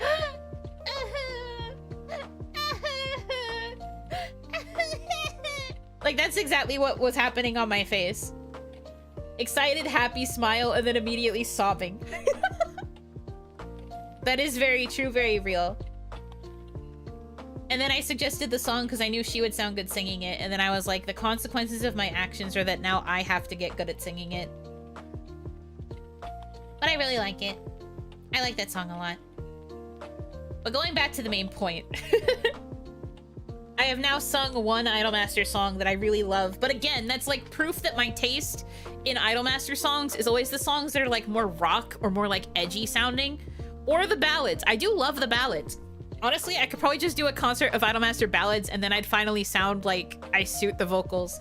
But the problem is I want there to be lots of bangers. I've put together an imaginary set list in my head of what I would want for an Idolmaster concert, and most of them are bangers. There aren't enough ballads on the list because I just keep wanting to put the bangers on there. And so I'm suffering. Help. Help me. Now I have to get really vocally good at singing if I want to do justice to these songs. Now I have to die is the problem. In-game. Don't get mad at me, Twitch. Or YouTube, I guess. YouTube could also get mad at me, but I don't care as much about YouTube because I'm still not monetized. Hup.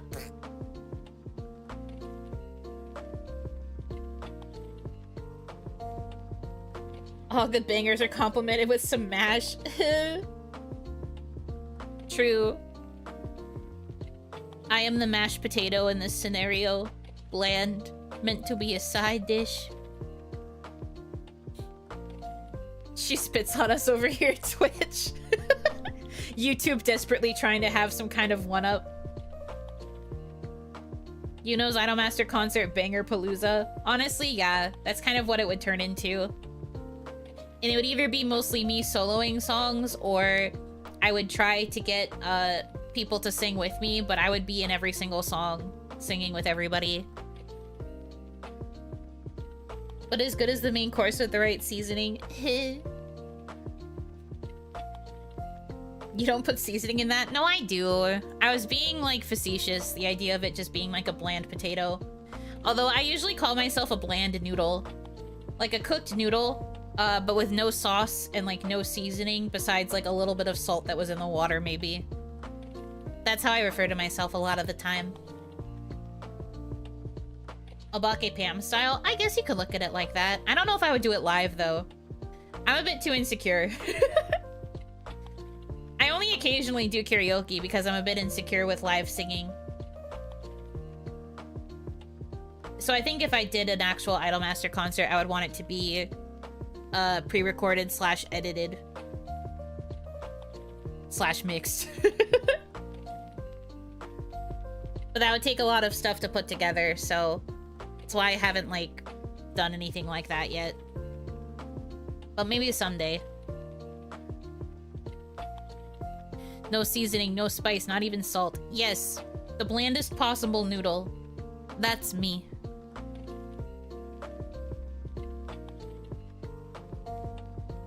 A cooked noodle, but bland. That's me. That is who I am. That is who I am at my core. Also as straight as a cooked noodle. Yes, that too. That too.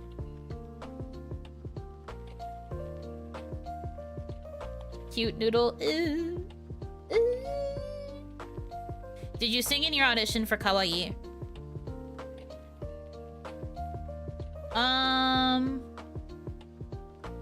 Did I? Did I have a singing sample in my video? I honestly don't remember. I don't think I did. I think I did in my first audition because Yuno Hanaki lore. I auditioned for the gen the open auditions before the last one. I think I sang then. I sang a couple songs there. I think in the one that I did where I actually got in, I didn't. I think I just I played Nikke. I was playing the Nikke summer event and commenting over it streamer style. And I don't think I sang in my intro video either. The video that I had to do supplemental to the test stream. I don't think I sang in that one. I can't remember. I don't know if I still have the file even.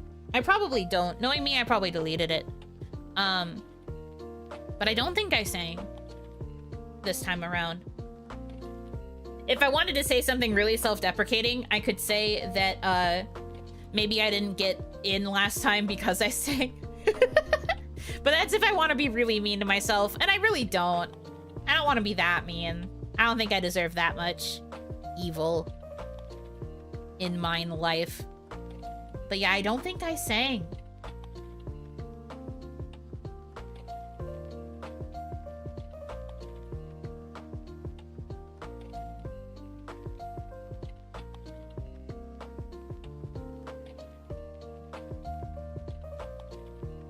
By commenting, she means drooling. Well, I was pretending to be a gyaru, so I was acting like a gyaru who was complimenting all the girls' fashion. And then I was also doing voice acting, because I was voice acting the event story that was going on at the time.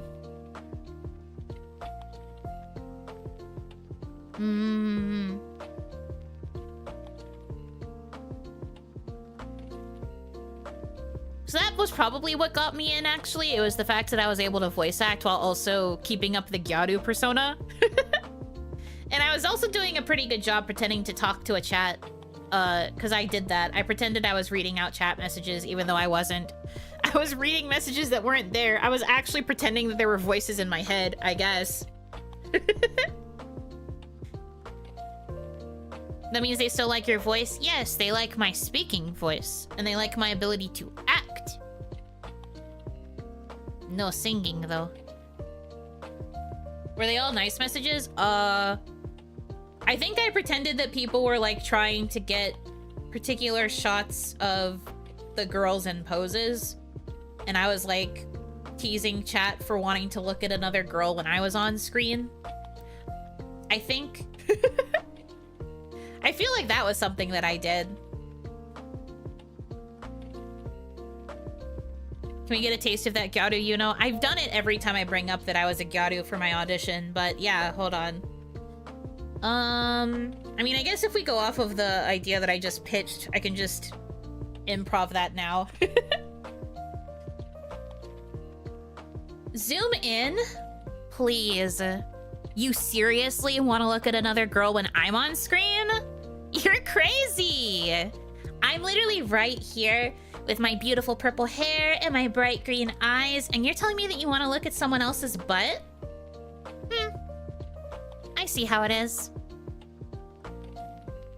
I guess I just have to try harder.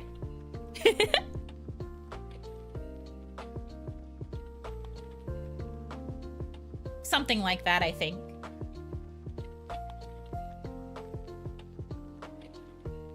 That is very different than you are now. It's called acting. Flips hair. Oh, right, you were Purple Sama-chan? Yes, I was Purple Sama-chan, and I made her a gyaru because she looked very gyaru to me. I also found out later that Kaya also thought that she looked gyaru. So I think Kaya also acted gyaru in her audition as Purple Girl.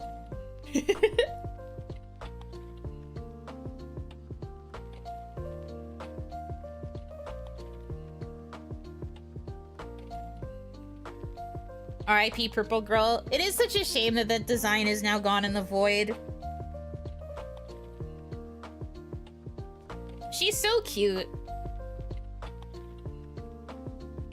But I had to be Purple Girl twice in my life.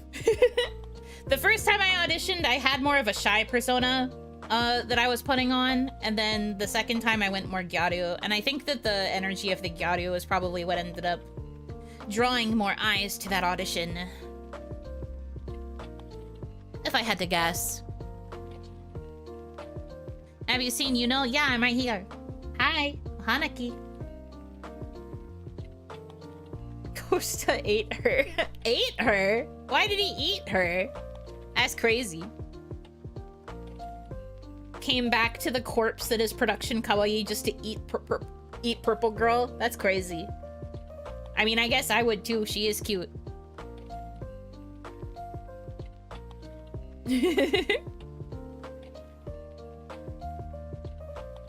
Because Reina ate everything else. You guys are so mean to her.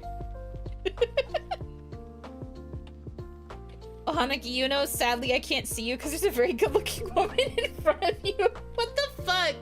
You guys are so mean. I just finished saying that you guys are mean to Reina. You're mean to me too. This is fucked up. I think you guys have a problem with demons. I think you guys have a negative bias towards demon girls. Very sick and twisted, if you ask me.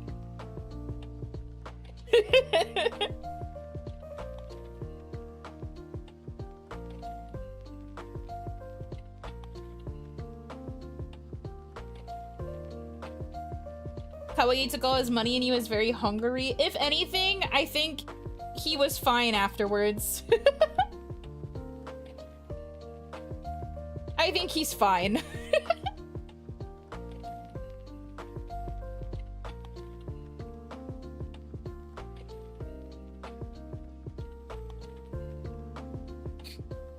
My PFP is literally Isla Cheap Lobster Gate.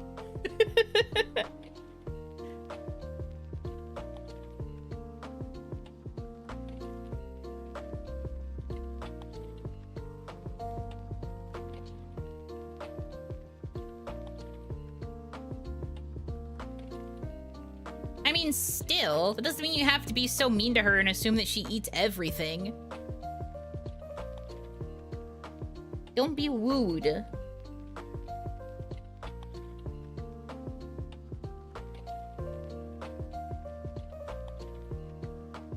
The lobster was right there. She was just eager to eat. She didn't know any better, from what I have heard.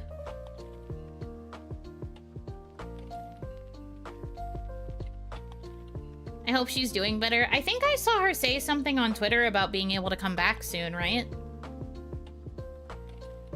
I don't know how soon, but it will be nice to see her around again.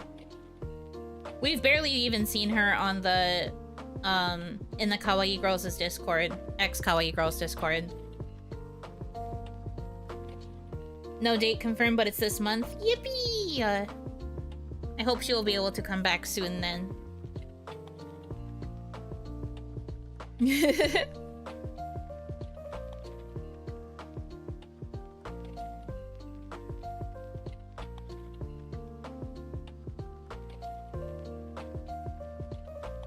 She's just been real busy.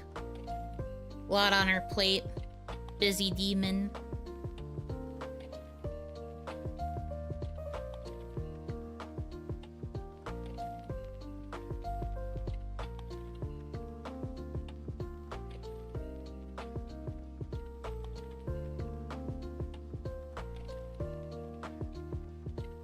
Wait.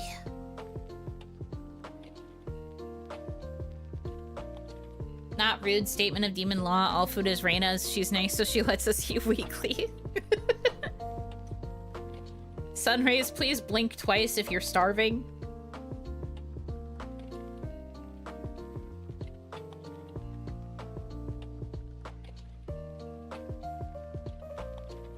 I mean, good thing she's coming back soon, right? That means that you'll finally be able to get your food back.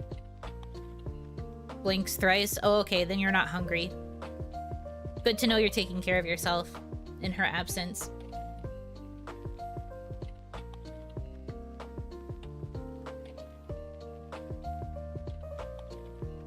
Got him.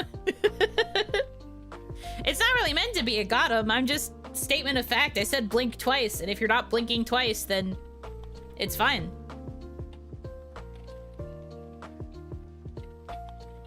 Blinks 4 times to indicate I am double hungry. That's fair. You should blink twice, and then you should pause, and then you should blink another 2 times. That's how you should do it. Someone has to eat the food in the fridge. True. Can't have it go bad. You don't want the demon to come back to a fridge full of bad food. Cancels out. Got it. You don't need food this week. Damn. So strict.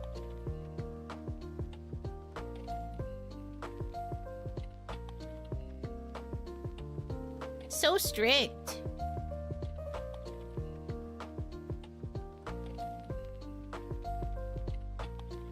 Oh, Hanaki, welcome in, welcome in. Welcome, welcome. Hope you're doing good.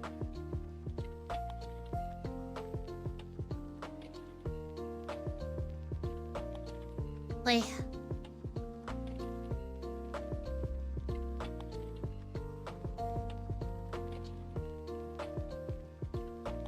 Ugh. Man, my nose is so itchy right now. I really want it to stop. What is correct? Did you have a bad day? I'm sorry to hear that. I'm sorry to hear that Ue is the proper response.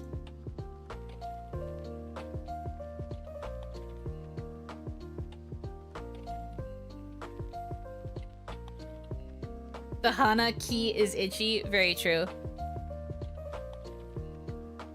Hanaki, welcome in. Welcome, welcome. Streamer nose is telling you something. I don't know what it is. It's just itchy. Optimism, the worst day is over, all up from here. I suppose that's true.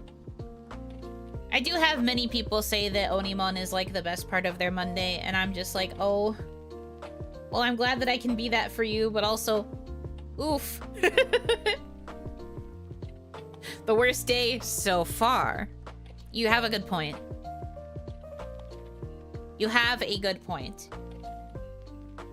I look forward to every Monday because of you. Stop! No! That's so sweet. I'm glad. I try to be as consistent with OniMon as I can.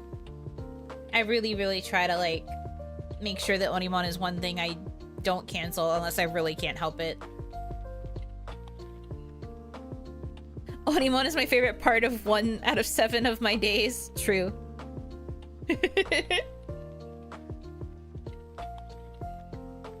I have OniMon VODs for second Monday or Tuesday. You know what? That's fair.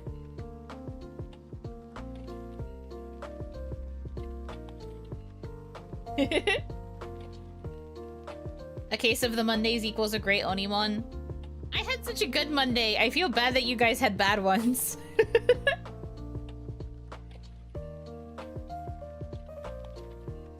If I miss OniMon, my Monday directly sucks so much ass. I missed last week's, my Monday was awful. Oh no! Like I said though, I'm glad that I can help at least a little bit. One of the few things that I will appreciate my manager for pushing was the idea of starting a weekly Zatsu series. Granted, when I started it, I was supposed to have topics. And then I did. For the first, like, year that I was doing OniMon, I was pretty good about having a topic every Monday. But now I just don't give a fuck and we just Zatsu every day. Every Monday, I should say. I mean, we do still Zatsu every day, but OniMon is the dedicated, the everything Zatsu. Where the whole point is the yapping, you know? And we still talked about whatever we wanted despite the topic. Yeah, that's the thing. I was being told that I needed to stick more on the topic. And then they started making me do other more themed / topic Zatsus.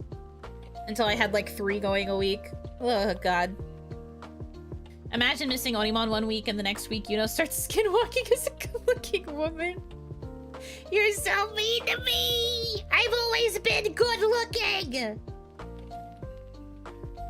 Rude! Fictitious Friday? We don't talk about that one. That was really me grasping at straws to figure out another topic I could have for a weekly stream. That was me grasping desperately at straws, like, please, God, I need to have something. Please give me something. That was also them seeing if I could make enough content out of my writing. Because, like, usually writing is seen as a behind-the-scenes activity. They wanted to see if there were ways that I could make my writing be more, like, an on-stream thing. Or, like, give me more things to talk about so that I could put it, like, more on-stream. But those streams ended up never really doing very well. So, you know, I tried my best. You could always do Fanfiction Friday now. It initially was going to be like a Fanfiction Friday, but there was another corporate streamer at the time who started doing a Fanfiction Friday and literally called it Fanfic Friday right when I was coming up with the idea and getting ready to pitch it to my manager. So I was like, fuck! Now they're not gonna let me do it! Shit! I was so mad. Happy for them, but I was also so mad. Because I was just like, no! It's gonna look like I'm copying! So then it became Fictitious Friday, and the focus became more on just, like, general writing topics. Explaining writing to you like you are 5. Nothing stopping you now. This is very true.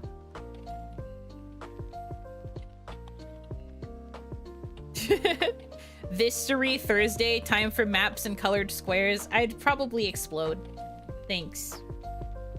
How's the LD story going? It's going good. I've developed a lot, but the problem is I'm very scared that the DLC that's coming out this week is going to force me to retcon a lot of what I've already developed.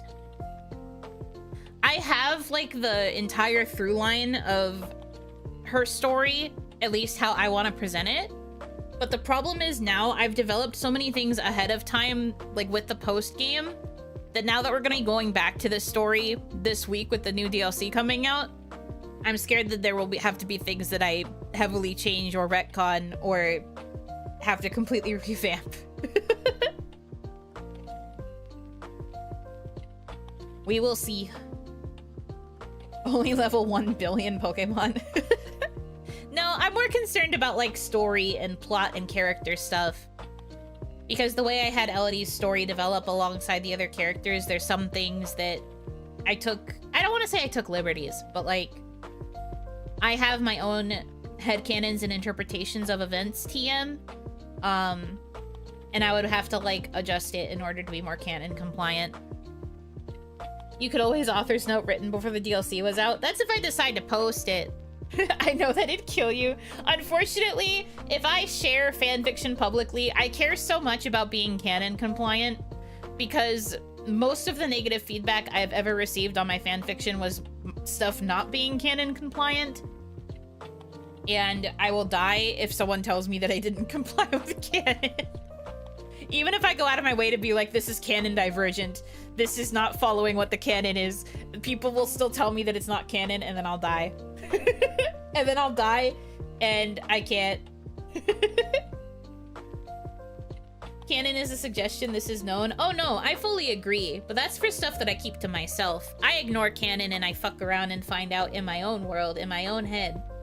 But if it's something I'm publishing, and other people can like find it, I don't want to get people yelling at me about canon compliance.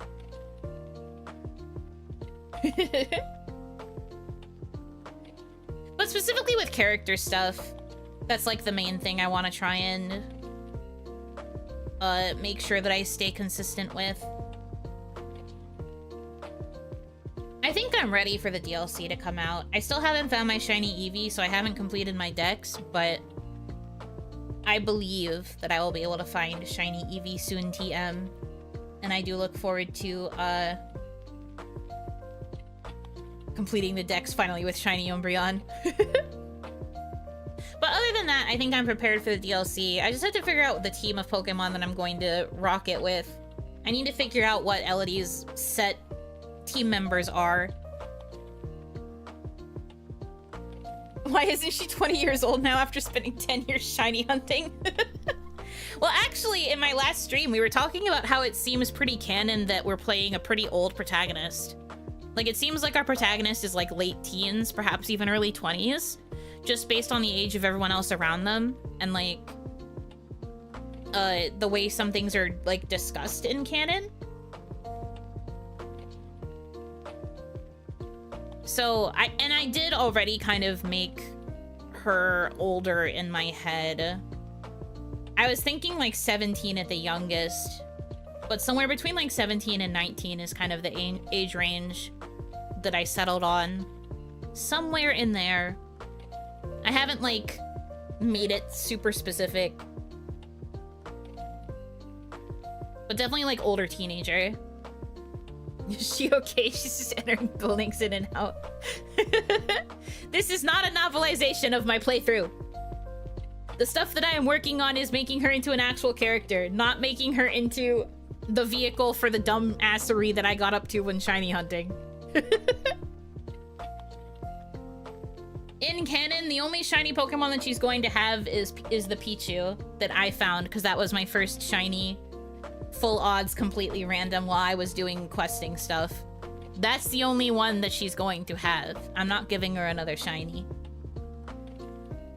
No shiny Beedrill, no shiny Beedrill. Queen of the roofs. Queen of the rooftops. I mean, there are a few pivotal scenes for her that take place on the rooftops, so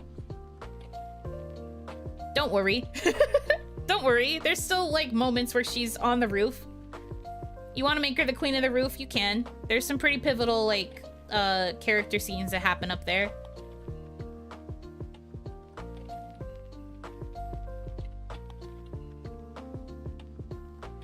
And I did the funny thing is there's actually a part there's like an area in ZA close to where I was shiny hunting for Eevee and running back and forth on the rooftop that in particular is going to be very important to Elodie. So it's funny that you guys are saying that, because I am kind of referencing stuff that was related tangentially to my shiny hunting, but it's actually going to be incorporated into the character story, not the shiny hunting part.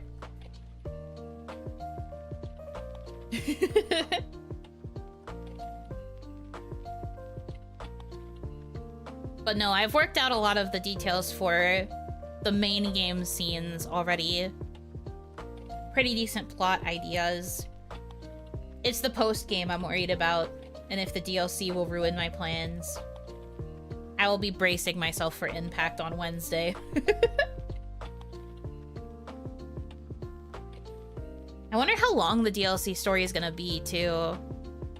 We also did receive confirmation on the DLC page for ZA that it's something that you can only access as, like, post-game content, so I wonder how much of main story you have to have beaten in order to be able to get the DLC. I think I'm good, because I've beaten, like, all of the main story quests, and, like, all of the side quests that were available. So I think I'll be fine. But I'm very interested to see, like, where it's gonna take place, and also how long it's gonna be. I don't know if this is going to be the only DLC this game gets, either. I think Arceus only got one DLC, and it ended up not being a super long story. But I really want this game to have a longer post-game story. We'll see. Off topic, but every time I hear Beedrill, I always think about the Pokemon Go news skit about the guy misnaming Pokemon and the woman mauling about it.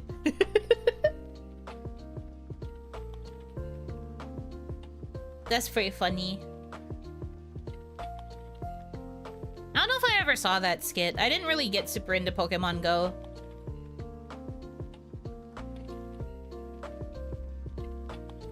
So I don't think I've ever seen that. But the idea of making someone mauled over Pokemon mispronunciations is kind of funny.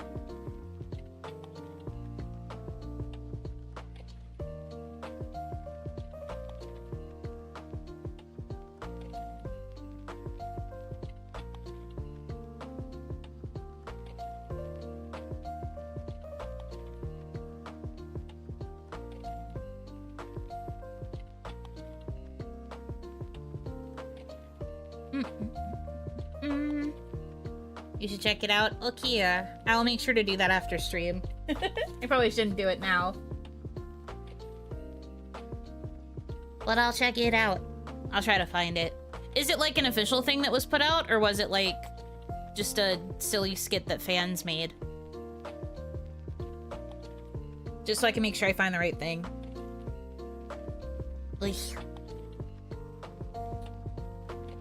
Fan made? Okay, okay, okay. Live retweet on stream. Yes. Someone has to advertise for Kaya because Kaya is still on hiatus. Anyway, did you guys see that Kaya Nishikino is taking part in a Mermaid Melody concert? And she's a mermaid, and there's limited time merch that's being sold. So you can get merch of Kaya as a mermaid. You should buy it.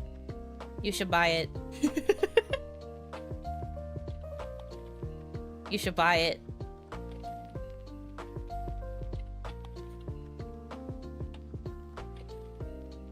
At mods? What do you mean at mods? I didn't even post anything. I did see it was part of the concert, but not the merch. Well, here's the merch. Kaya, a mermaid, wasn't she a pirate lizard? She's a pirate dragon. But because the concert is for Mermaid Melody, they have special art of all of them as mermaids. And they've also made merch out of it.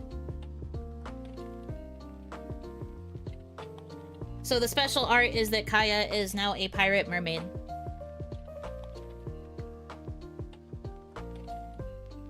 And the merch is really cute and pretty.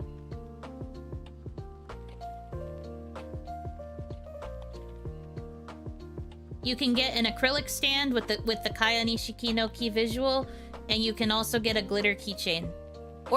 Or you could get them both together in a bundle. I already bought mine. Let's freaking go, dude. Let's freaking go, dude. Hell yeah. Pirate Mermaid sounds like a perfect match. It does. But no, the art's really cute. It has that kind of like old school anime looking vibe, which I think fits the Mermaid Melody theme too. It's very cute. An offering. Thank you so much. Comrade, thank you for the $6.90 tip. Haha, nice. If Gyaru Yuno was able to bless us with an appearance today, then that's a net plus. Yes. I did Gyaru for a second. I did Gyaru briefly. I appreciate it. Thank you. Thank you. But yeah, get the merch. Thank you.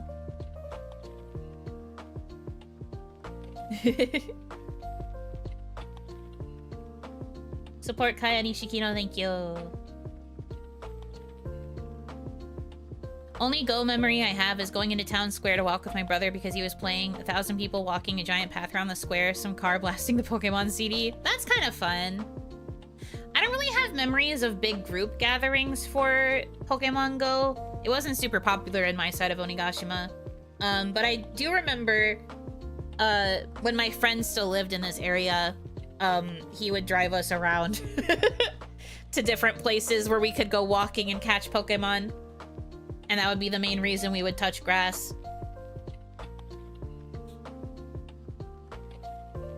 Still has horns, so Murdragon Pirate Maid. You know what? Yeah, we'll go with that.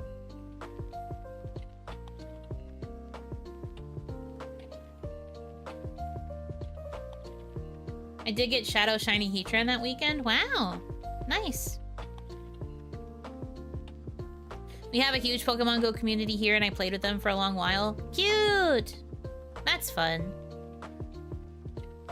But yeah, I don't have any real memories of it beyond that. I didn't play it much.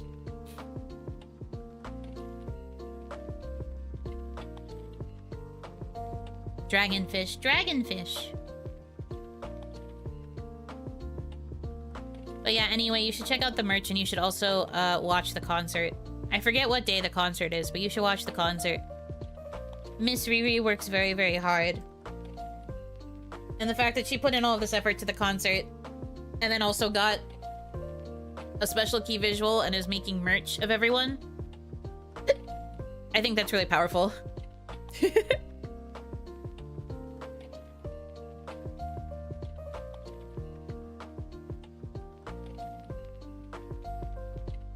Bless you. Thank you. That was a hiccup, but thank you.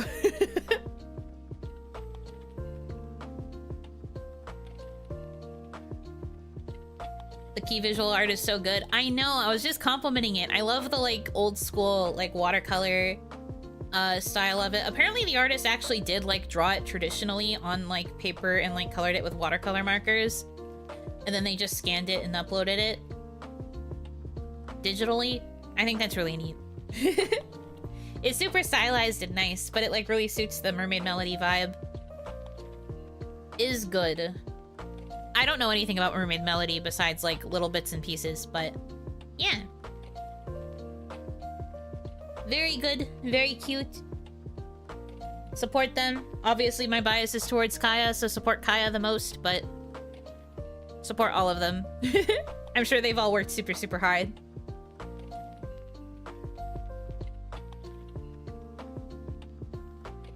But I'm biased towards my unit mate, so support Kaya. Speaking of unit mates, you know what else we should do? My other unit mate, Miss Lynn, wants to try and hit 10k subscribers before the end of the year. So if you are somehow not subscribed to Miss Feline, please subscribe. Please subscribe. Give subscribe to her, please. Do that. Do that. Please. I'm experiencing a moment like you did when brainstorming the Fanfic Friday idea right now. No, that's such a nightmare. It really does suck, doesn't it? Press F to Lynn. Yes, press F to subscribe. Get her to 10k, she deserves it. She's been working really, really hard. Her, like, edited video output is seriously so impressive for being a one-cat team. And she deserves to pop off. I really want her to pop off more. She's been putting in so much work.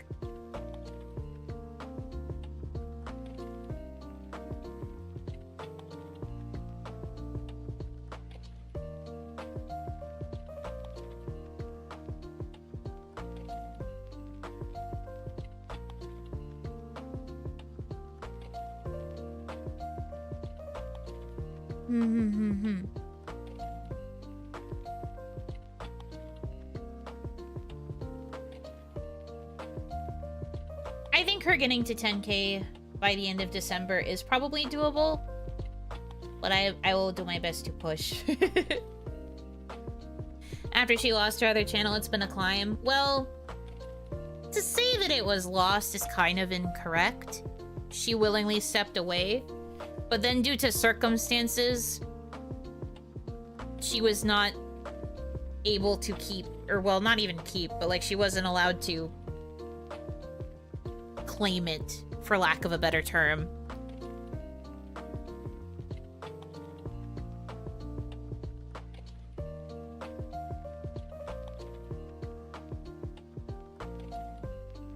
But saying that she lost it is not quite correct. The way you said no takesies, backsies. To be fair, it's kind of in the contract, yeah. It was kind of in the contract that, you know, it makes sense. It's wild they deleted it. Well, if they weren't going to be able to transfer ownership like they were with ours, it kind of makes sense. All of the other channels that had been serving as archives were also removed, so hers was just part of that mass removal.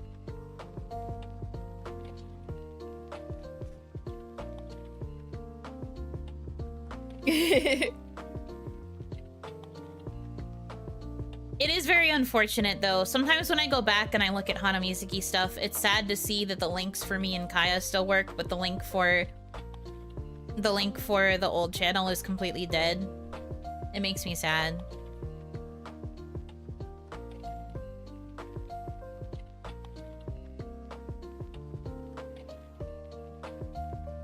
Probably not even an offer to buy back. I honestly don't know. All I know is what we were told, and it was that the channel was going to be deleted. and then I think she later did tell us that she tried to ask for it, but they just said no. Just a straight up no.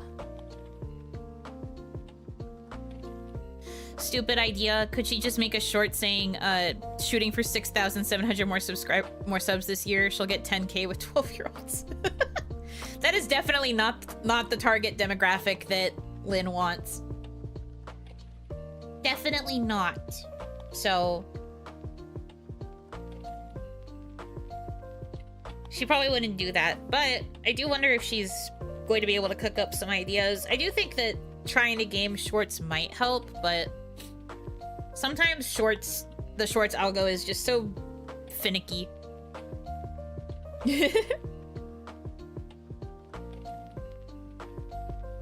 Just needs to make another hit shorter tweet. I don't think it should be a tweet. I think, unfortunately, if she pops off again on Twitter, that will not really convert into YouTube subscribers. And if the focus is YouTube subscribers, you gotta make YouTube content. I can't talk. I'm suffering. Communication's hard. Been getting her shorts a lot. Hope it spreads to non-subscribers. I hope so too. Her tongue no good. My tongue no good. My tongue don't want to do it. Communication difficult, man.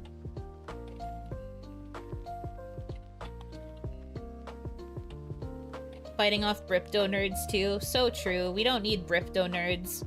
Unless they want to spend their Bripto money on her, in which case keep it coming. Give the girl money. Then maybe you can be a bit of a dumbass.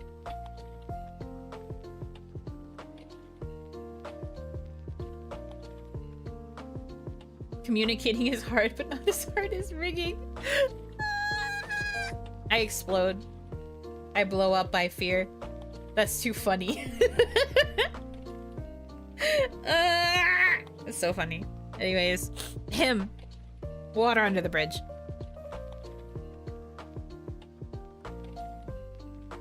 They need to spread that crypto grifto cash. I've been saying this.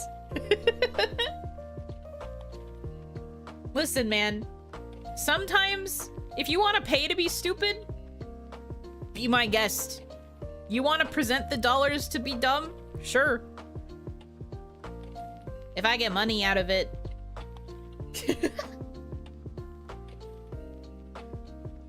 Brypto nerds? No. Brypto sugar yeah, no, bonk yourself for that. But also, if there is somehow money, listen, any little bit can help. I just think if you want to be stupid, you should be willing to put your money where your mouth is too.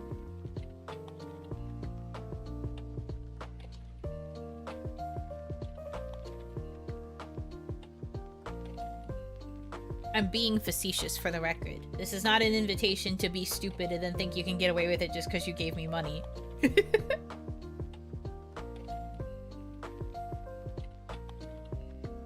But sometimes it's funny to see people give money and then, like, just say the most asinine thing, and it's just like, thanks for the money, dummy.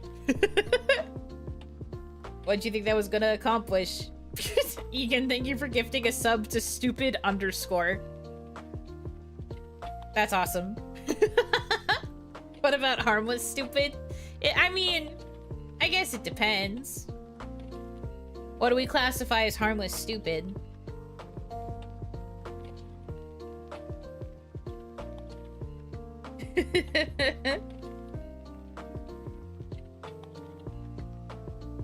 Hey, it worked. It did. Lucky guy gonna wake up with a sub to Yuno. Assuming the account is even still active. 2 + 2 = fish kind of stupid. I mean, I guess that is technically harmless, but like, depends on vibes. The kind of oopid that makes you think, oh, sweetie, you'll get there one day. Oh, okay. The kind of oopid that makes me feel pity. That's fair. Bless your heart type energy. He a little confused, but he got the spirit energy.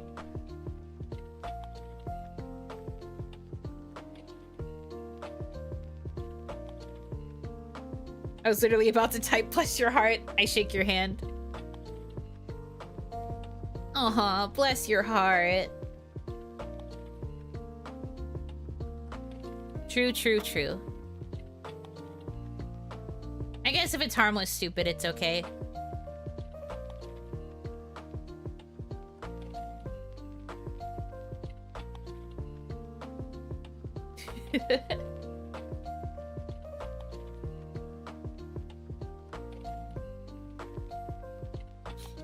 I wonder if those people who have like the brand name accounts or like the celebrity name accounts, whether it's actually the celebrity or not, I wonder if they actually check their gift subscriptions. Like all of the times that someone will gift a subscription to somebody with a username on Twitch that has like relevance to a stream joke, do you think they know that it's only because of stream jokes that they're getting those gift subs, or do you think they actually look and are like, oh, a gift sub?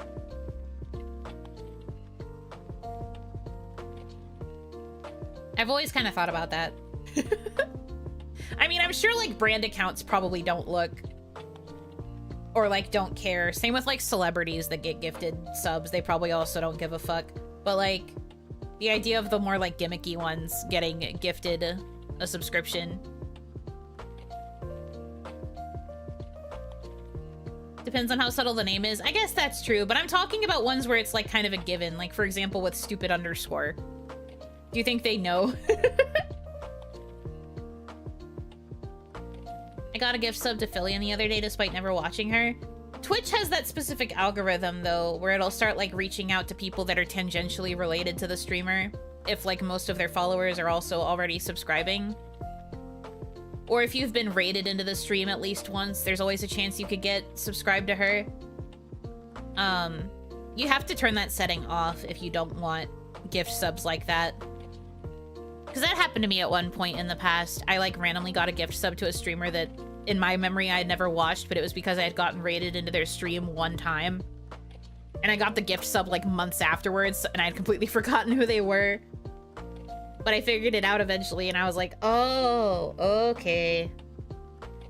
But yeah, for the record, if you don't want that feature, you should turn it off in your settings.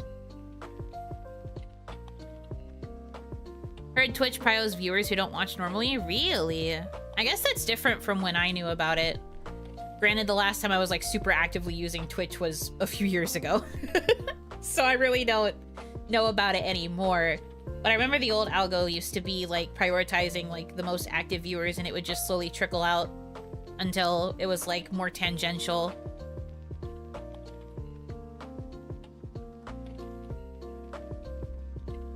But I don't know. It's been a long time. I don't know if that's changed.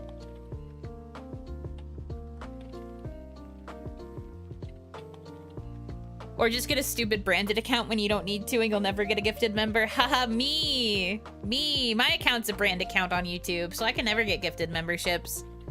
I think that's for the best, though. I don't necessarily like the idea of taking a gifted membership away from a viewer. Thank you so much. Like an actual viewer. I don't like the idea of taking that away.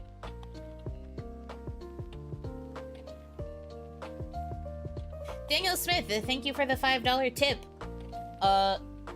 It's a big message, so I'm like craning over to read it on my monitor.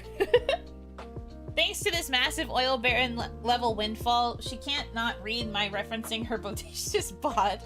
This will make the fans laugh, and being funny and rich is like all you need. The internet told me this. I am so in. Yeah, man. Sure.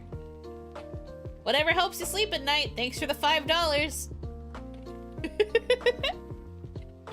No one tell them that they're just a sucker. No one tell them that internet clout doesn't mean anything. Just let them give me the money.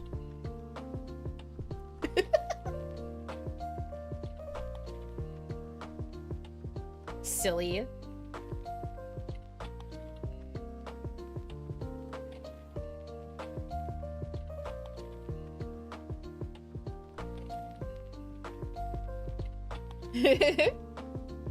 I'll take the random gift subs over the many bots that get it on big gifties. You know what? True. Having it randomly hit a bot account is probably also sad. Like the idea of it randomly getting gifted to like the Stream Elements bot. I've seen that happen a few times. It's kind of funny. I miss being able to opt into gifts for individual channels on YouTube. I keep hogging all of the memberships.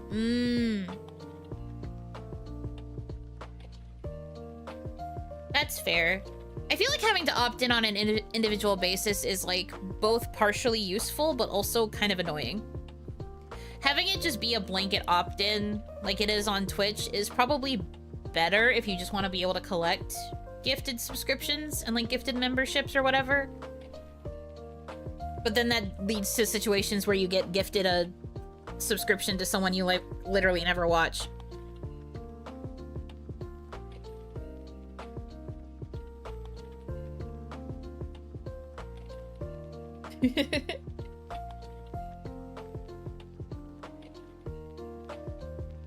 Welcome back to Who's Oni, where the points don't matter. Yeah, that's right, the points don't matter, just like any jokes you try to make about Yuno Hanaki's forehead. She's heard them all before.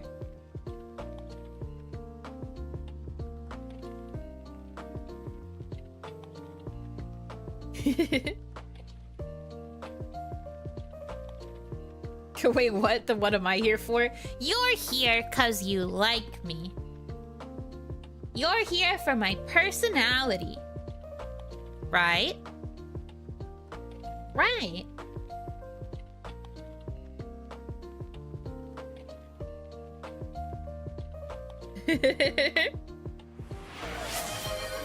The points do matter, huh? Okay, yep. I guess that's a fair response.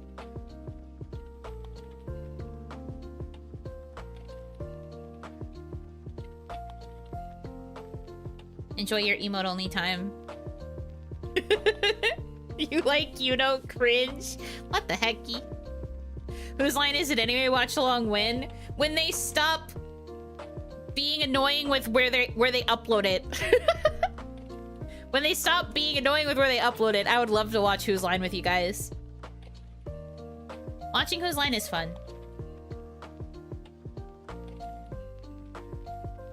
I think it's very goofy, very silly.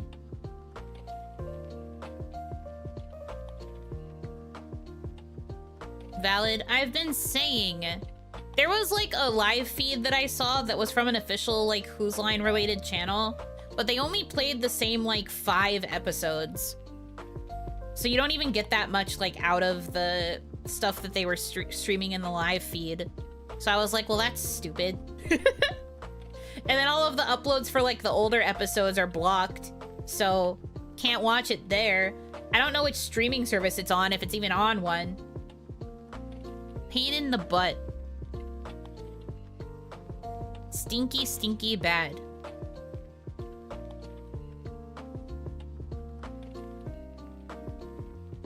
But someday, if I can find a proper way to watch more of it, we'll just, like, watch it for fun.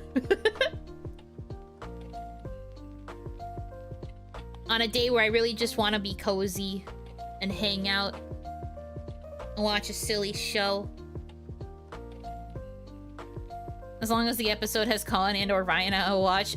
Good news. Pretty much every episode has at least one or both of them.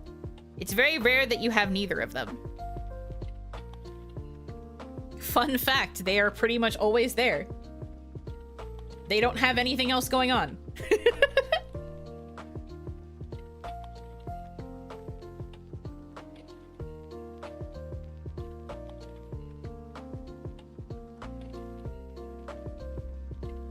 I was a big Wayne Brady fan.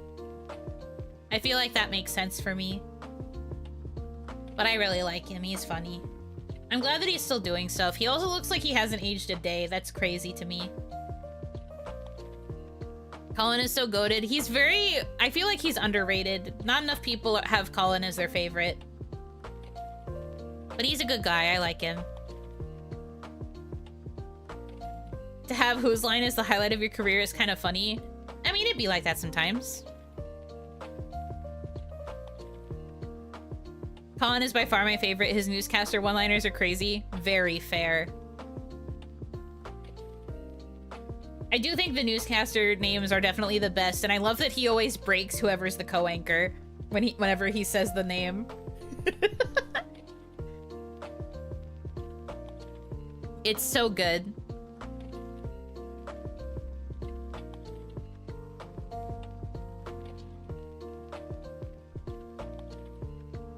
Getting people to break is always the best. So true. When you're as good at improv as those groupings usually are, your focus purely becomes on trying to get the other person to break.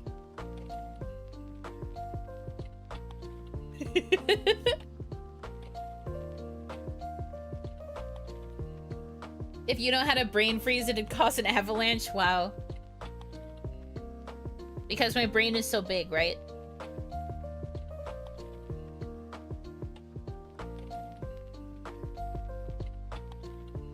I knew someone who met with them that ran their own version of the format at anime conventions. Cute! Yeah, they were always so, like, chill with people having their own adjacent... I spit everywhere, gross. They were always so cool with people having their own, like, adjacent version of the show.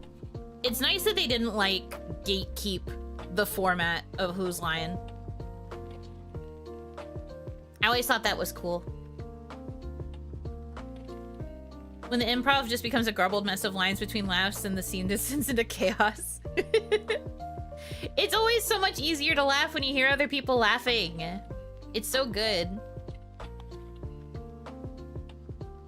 Your forehead has a dangerous slope angle. Ha, that's a new one. Are you saying I have a dent in my forehead?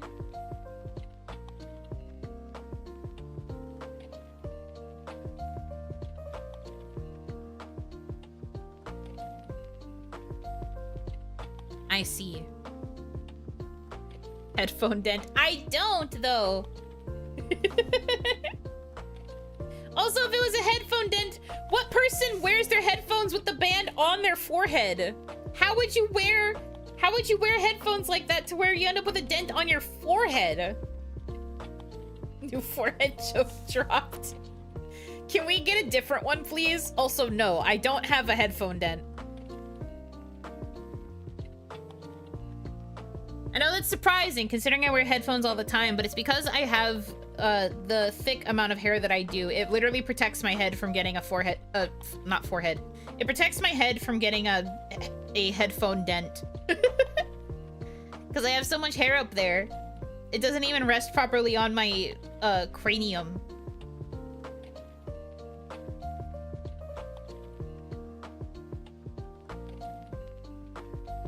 Freudian slip. It's not a Freudian slip. It's just because I'm annoyed. It's just because I'm annoyed. Yuno's forehead is in a different time zone, but which one it is depends on which way she's facing. Good stream, everybody. I think I gotta go. I think I gotta go now, actually. I gotta go. My mom's picking me up. And by my mom, I mean the one that's... that's dead. She's gonna escort me to the afterlife. I gotta go now.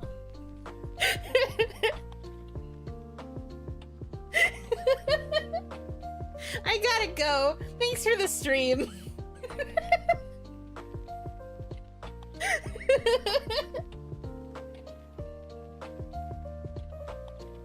If you got a headphone dent, we'd probably know as your horns would tilt in strange directions. I guess so. I guess you have a point. You actually said it. I did.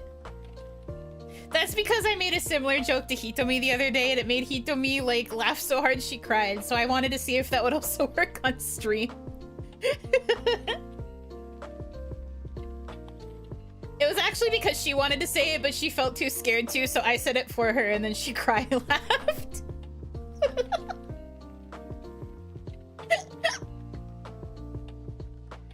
Morbid humor. We have fun around here.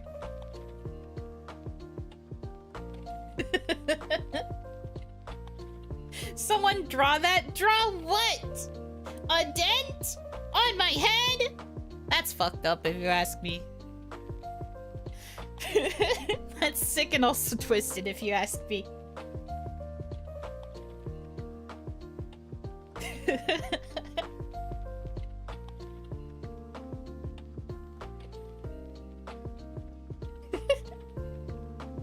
Sorry, that was a very dark joke, but I also think it was funny, so it's worth it. The only morbid I know of is me in an auction. Shut the fuck up! Stupid!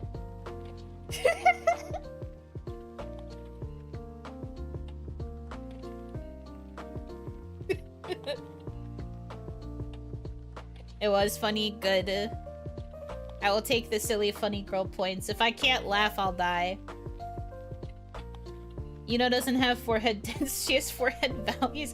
I can't have a dent in my forehead! That's not how it works! I don't! If I have a forehead dent, that means that there's less forehead. You guys don't want that.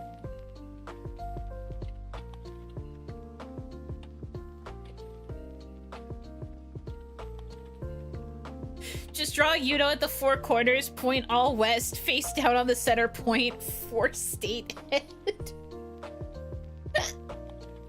Jesus Christ. She gets dents in her bananas. They're not bananas! They're made out of gold. They are solid gold horns. They cannot be dented. Can we use the dent as a bowl? No, because there's no dent there. I have a perfectly round, smooth head, okay? There's no dent, there's no bump, there's no nothing.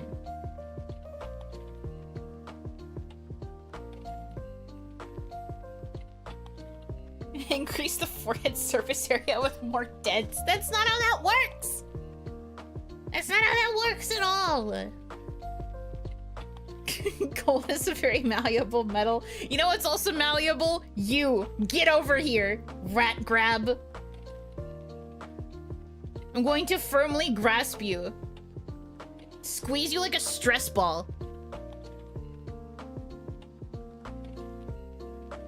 If they are solid gold, I'd argue they are thousands of bananas.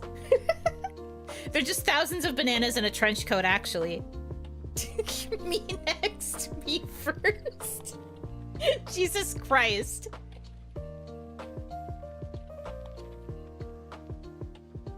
Threatening us with a good time. You guys are insufferable, I swear to God.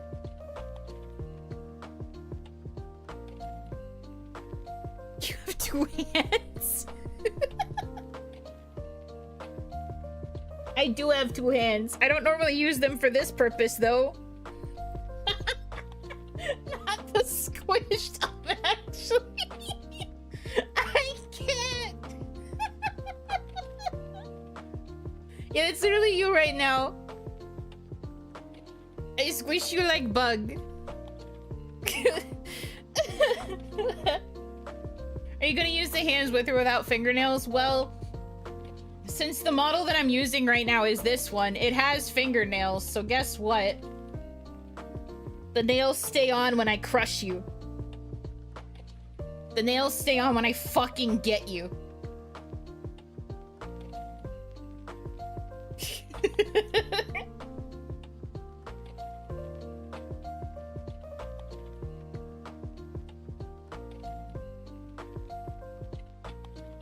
Fingernails on Oni, unthinkable.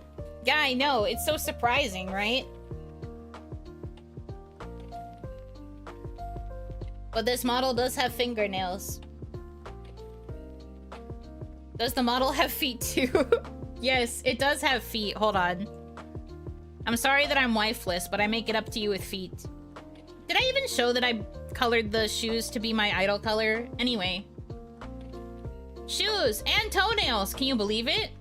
Can you believe it? Can you believe that it's real? Can you believe it? Can you believe that? Wow, crazy.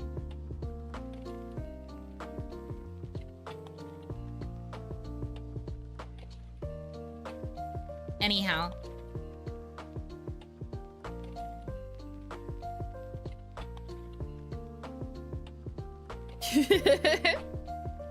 How scandalous?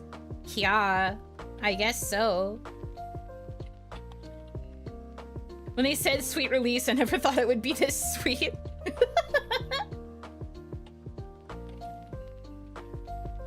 I flew up. Don't flow up. Oh my goodness. Beep beep, thank you for the 3 gift subs. What the fuck does it mean, golden kappa? Oh, I guess it's like a special emote. That's cool, I guess. Thank you for the feet tax. Man, remember when we used to have a wife tax? Pepperidge Farm remembers. Buy that oil baron pass now. She has to squish you then. Feet train. Unfortunately, yes, it does seem to be a feet train.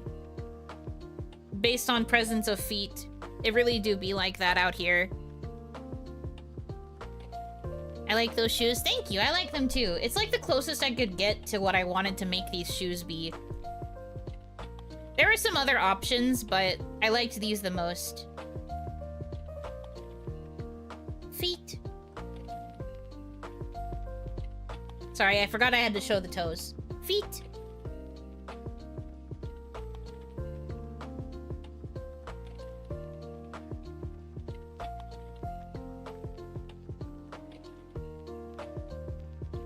Akia. Golden Kappa normally is like 1 person can use it on the site per day. I think it changed recently though. I guess so. I didn't even know that this was an option that could occur. Billion has like 5,000 emotes. Well, yeah, she has a lot of subscribers. The more subscribers you have, the more emote slots you can unlock. Isn't that crazy?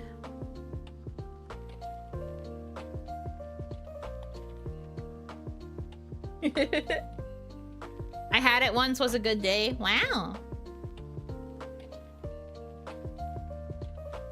Comfy, stylish, classy, add a higher wedge heel for a more dressy look. Unfortunately, a lot of the shoe options didn't really have heels. So even though it's like the one open toe shoe, it doesn't have like a very high heel.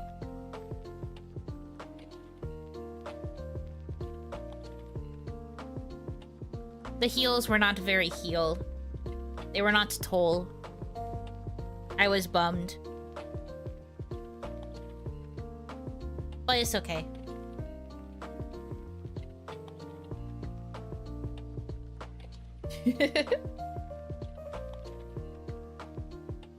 Anyhow.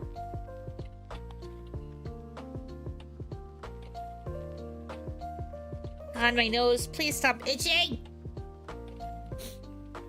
Have I been talking more in my nose than usual this stream? I guess I must be, because that's usually what causes my nose to itch.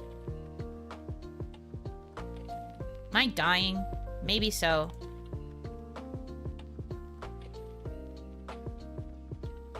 Looking forward to 2.0 feet. I hope that they will be to your liking. As someone who has seen 2.0 move, I do like the feet. Would you actually wear those? I tried running in them once and I got a good 8-minute mile in. 8-minute mile? Bro, I would die. I don't think I could run that fast in these. I mean, it probably wouldn't be too bad. Like I said, they aren't really tall heels, so I think it wouldn't be too hard to run. But I don't really like running in these kinds of shoes. I only prefer running in tennis shoes or sneakers.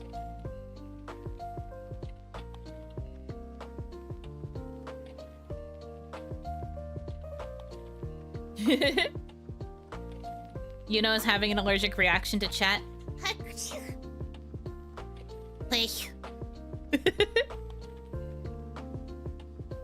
VTuber more like feetuber. Please do not make me into a feettuber. That is not my brand. Thank you for the meal. Ew. Yuck. I got a pair of hiking sandals and they're so good for running and long walks. They actually have hiking sandals? I didn't know that. I always just assumed that sandals are not very good for running, so I've always avoided it. Me transforming into a tissue. BRB becoming a tissue and hiding in Yuno's tissue box. I do have a tissue box next to my bed. Because usually when I wake up, my nose is really stuffy, so I need to be able to blow my nose.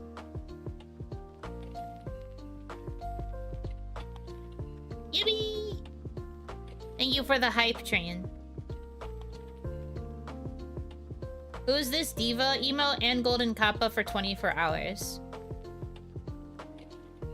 Who's this diva is pretty funny. I'm kind of obsessed with her. The zooming in is really good.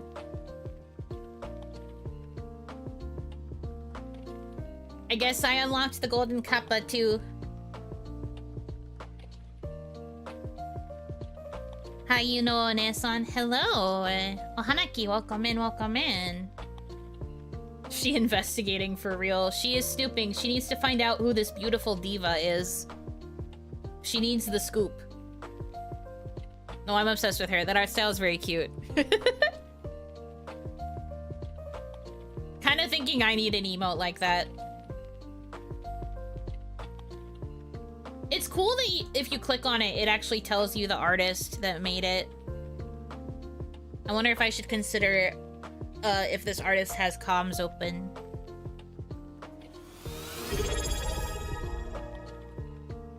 Oh, they're actually live right now. I didn't expect that. Oops. Whoops. Good thing I muted that. Get away, please.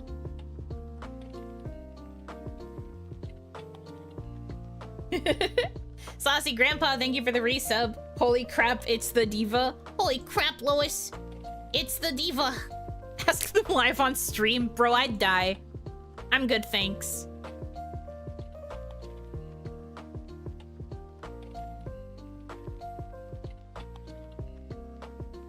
I'm checking their links right now, though.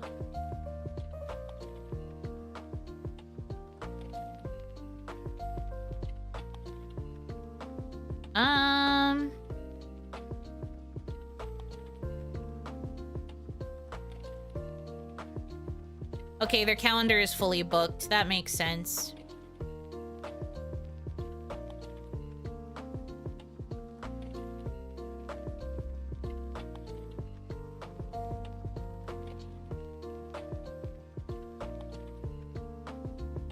Oh, this hasn't been updated for a while, though. Oh, that's not bad for prices.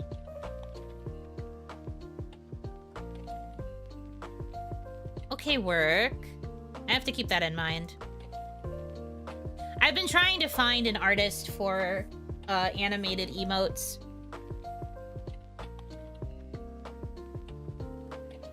I might keep this in mind.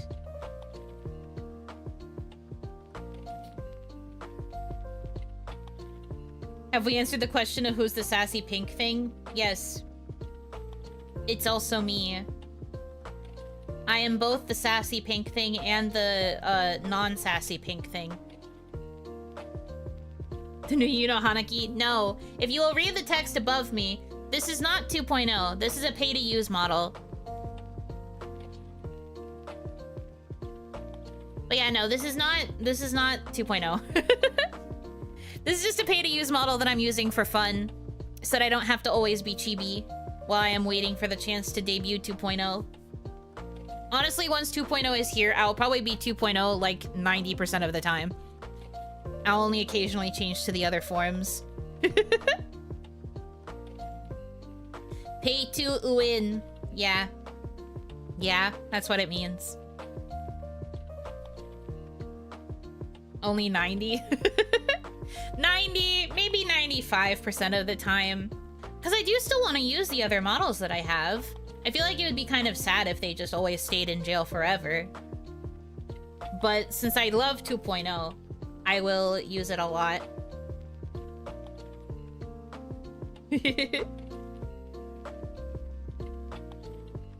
You're gonna graduate Puntable? Puntable's been graduated. I, like, don't even pull her out unless it's for a very specific bit.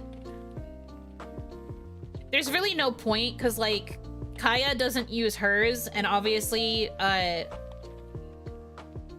Butter Swordsman can't use hers either. When it comes to chibis, Kaya is more likely to use the chibi pirate Kaya, or the one that she just made for the anniversary, so... yeah. It just doesn't really make sense to use Puntable. Especially because I've made her so child-coded. Bringing her out means that I have to act like a baby for a few minutes, and that is sometimes not fun to do.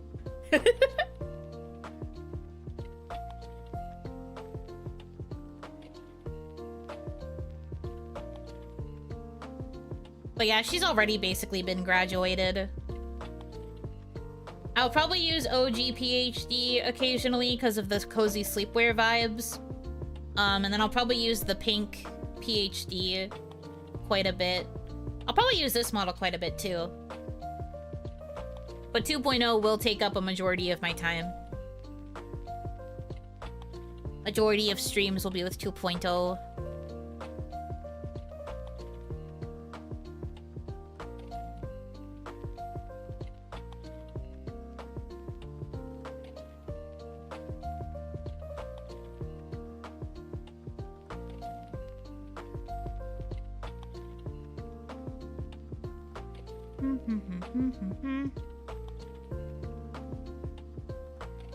Can we see Puntable on wheel streams? Maybe. Can't even banter with Puntable properly. You guys can't banter with her properly because the minute she's on screen, you guys just want to kill her. In-game. So no, of course. You have to have the toy taken away because you can't be nice.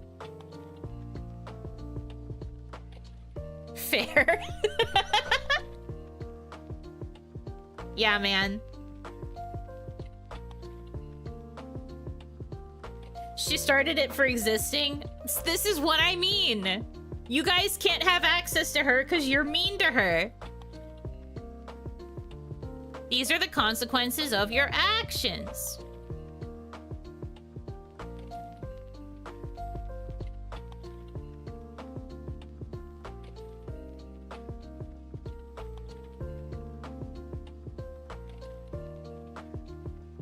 I didn't yeet her. She's fine. She's just being taken care of at home.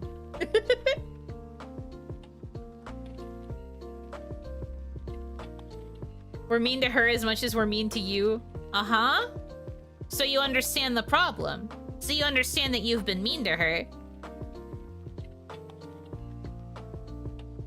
She's gotta grow up into a big and strong tomboy. Yeah. And she's being taken care of still, don't get me wrong. She's just not here. In the farm upstate.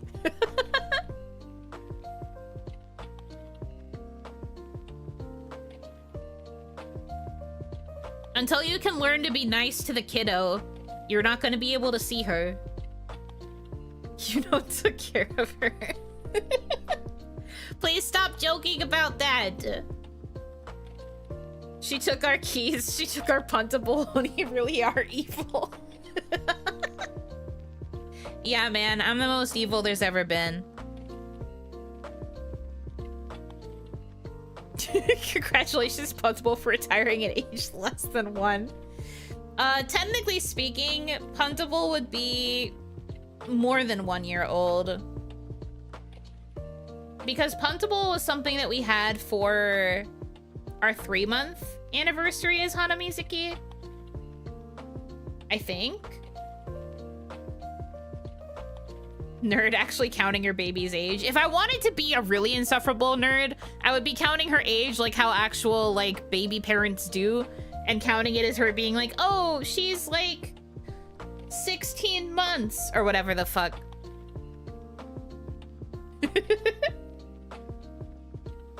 That's if I really wanted to be a nerd. But I think that math is wrong anyway. But she's more than a year old. She would be turning 2 in 2026, I believe. 187 weeks.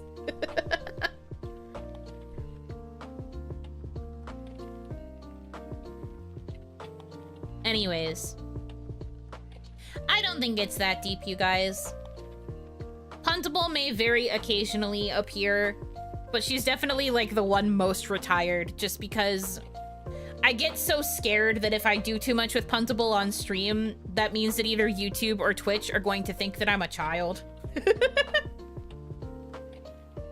If I do stuff that's too childish on stream, I'm scared that they will think that either I'm a child or that I'm trying to make content for children. And I don't want either of those things to be true.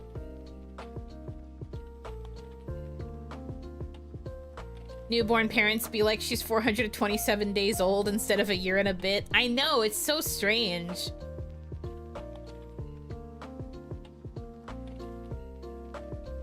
When she comes, she better bring back our keys. Probably not, no. She will probably not do that.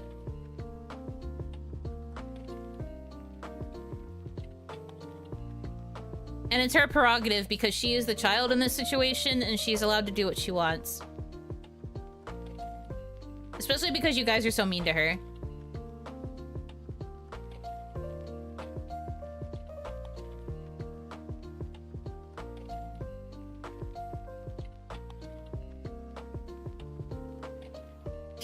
What did she do to them? She just has them in her toy box, dude. She plays with them like a child does.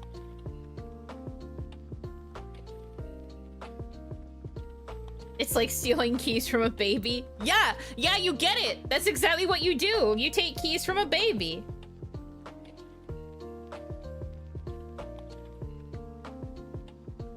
I can say that because as PhD, I am Puntable's babysitter, and I know exactly what you guys have done to her. So she eated them? I mean, yeah, kids do put things in their mouths all the time. I don't think you want those keys anyway because they've got freaking Puntable slobber all over them. She narcs to you? Yeah, man.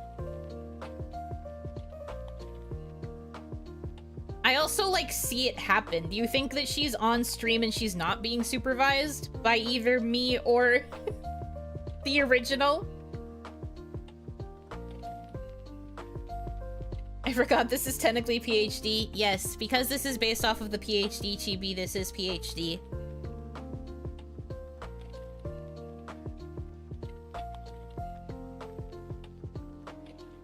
Moderators unleash the Tickle Me Elmo. That is a crazy thing to say. Why does she want them if they had damadachi slobber on them? No, it's not your slobber. She slobbered on them first, and then you guys were desperate to have the keys back. They were never yours. They were always hers. And I don't understand why you want them, because they have her slobber. And have been touched by her very sticky child hands. Because children's hands are always sticky for some reason. No matter how many times you make them wash their hands, they are always so sticky. Mods make her do long division. I vaguely remember how to do long division. I probably wouldn't be very good at it, though.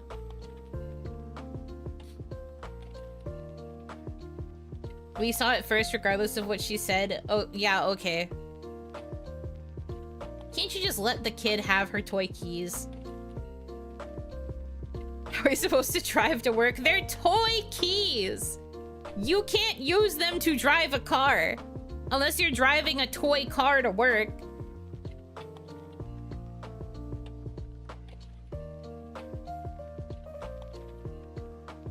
Shaking my dang head. We're giving her a taste of reality. The Cocoa Melon fruits and keys stream was for us. Yes, the fruits were for you. I will admit that the fruit stream was for you. I did that to entertain you guys. That's fine. The dancing fruits were for you. The keys, though, were always hers. Pretty judgmental. Did they unlock the door to your heart? Do you think my heart is locked up and the lock can only be opened with child's keys? What does that say about me? Yes? This is fucked up. What the fuck do you mean?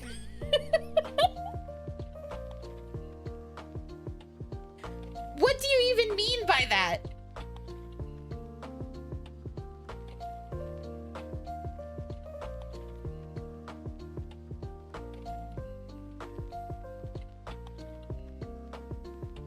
It was so fucking funny whenever the fruit were dancing to the beat. God, I know, right? The way that they were so perfectly in time for Bang specifically was very, very funny. Fisher Price ass heart. What the hell?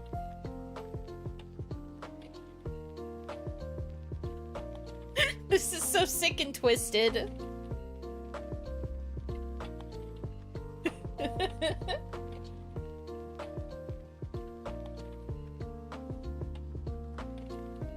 None of us are the lockpicking lawyer, so does it really matter? It matters to me! I don't understand why this is how you guys perceive me. The fact that so many of you said yes instantly is really concerning. I don't know how I feel about this. I'm pretty sure it's bad. I have a very normal heart, thank you. With a very normal adult lock. And I definitely wouldn't want it to be unlocked by sticky, gross baby keys.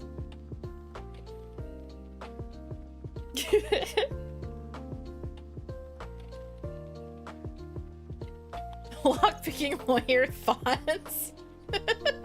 They're just like, I don't fucking go here.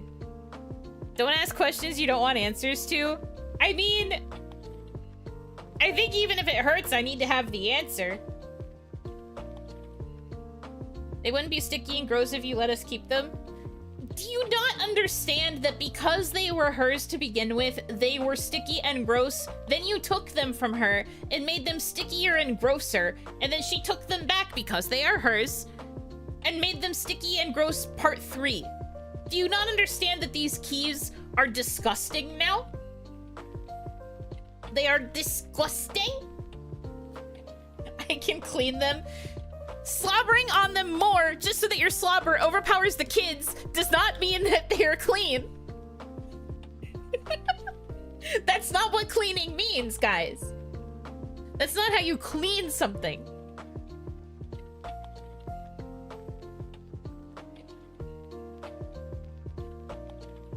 My my germs are clean for me. That's not how this works. 4 negatives equal a positive.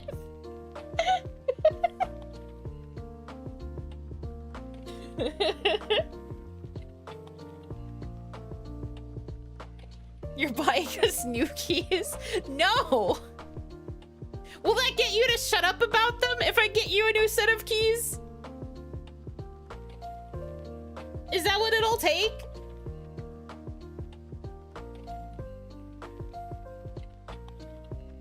Yes, temporarily. Not quite. Then I'm not getting you new keys then. Simple.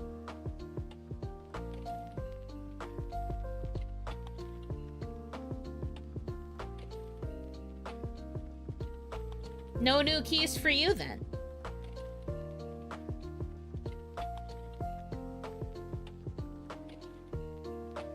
You clearly don't need them.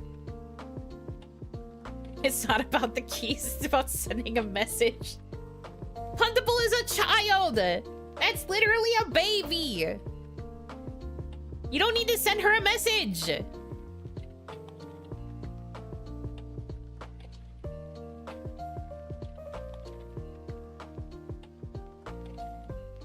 Screw you, it is about the keys.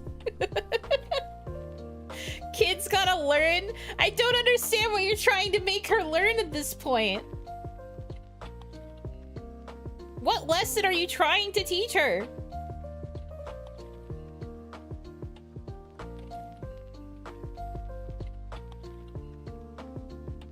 That life isn't fair? I don't get it. You're taking her toy and then you're telling her life isn't fair because you're not gonna give it back? That doesn't make sense.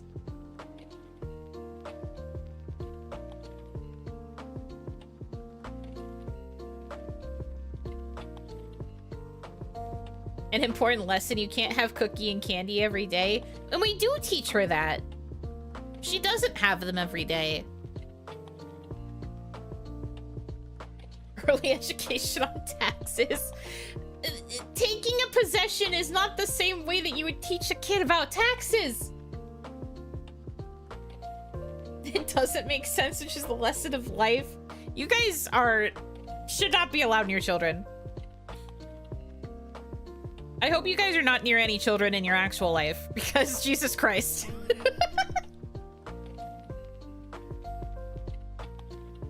You lighten up a little bit? Goddamn.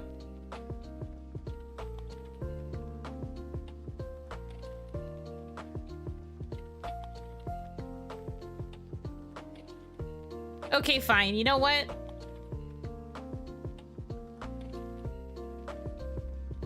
I'll let her come out here so you guys can get closure. Okay?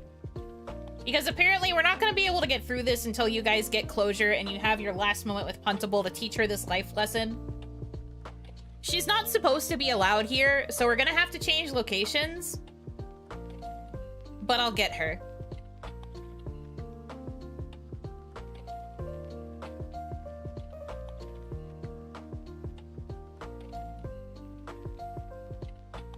Can't believe this, man. Making me commute all the way back just to get a hold of the kid.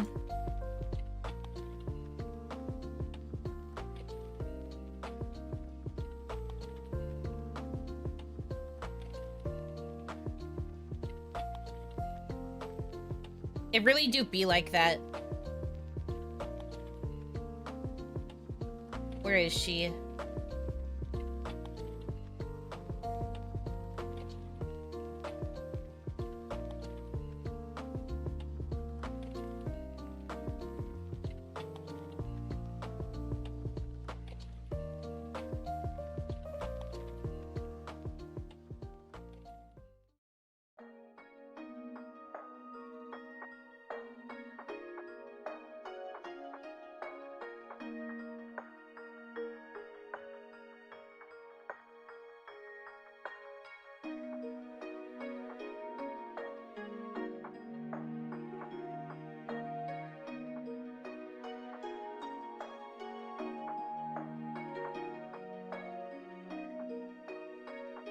What?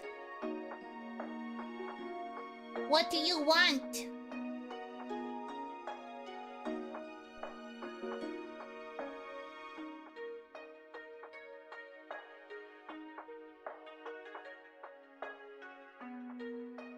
What?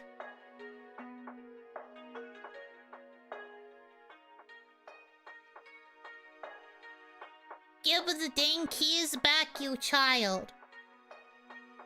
What?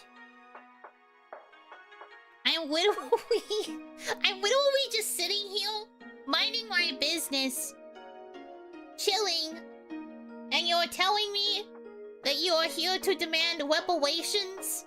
For what? We swabbled on them? No, you didn't. You don't have them. You have not swabbled on them. Only me. Only I did. I did it.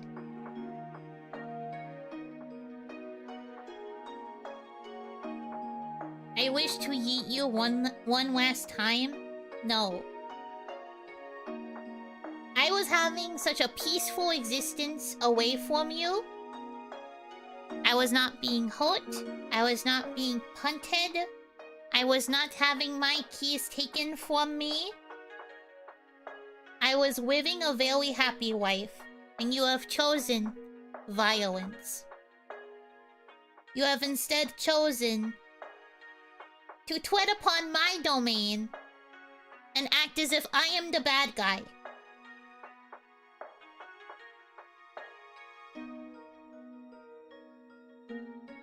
If you give the keys, then these are yours. I don't want your stinking cookies. I am not here to bargain. I am not here. I am not here for any of this shenaniganery that you are trying to place upon me, okay?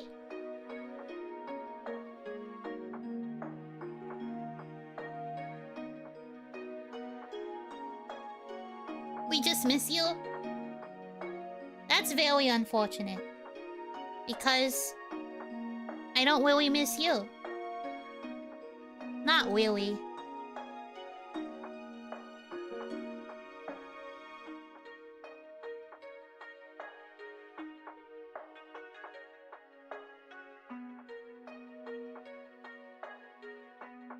After all you did to me, after all of the suffering I faced, you really think that I would miss you?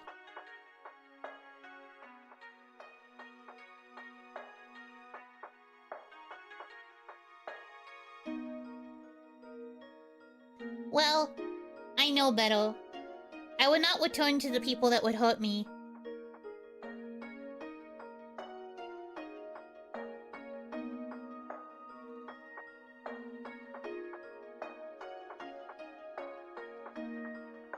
We miss your perfectly squishable cheeks for aunties like me to pinch and pull.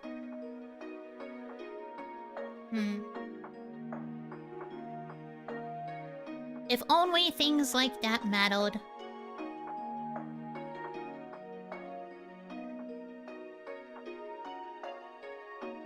If only it wasn't too late.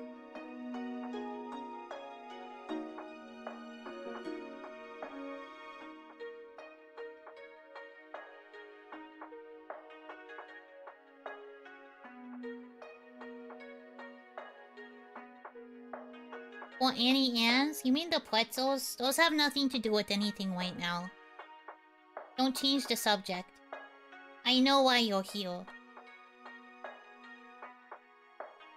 I know what you really want.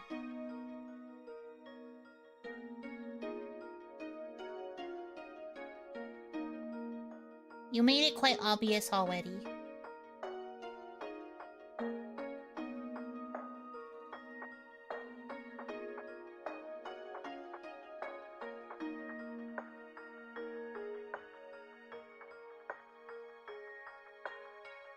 Yo.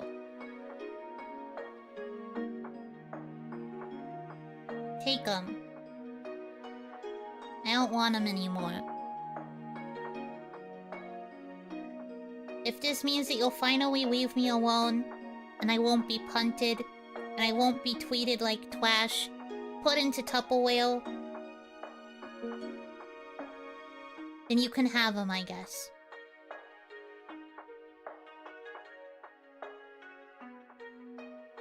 But one last thing before I go.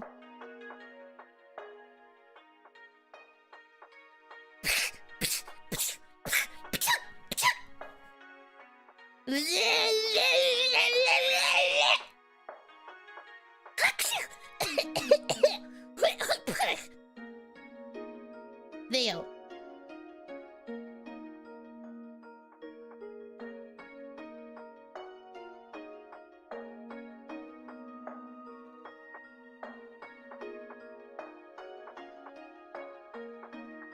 You can go now.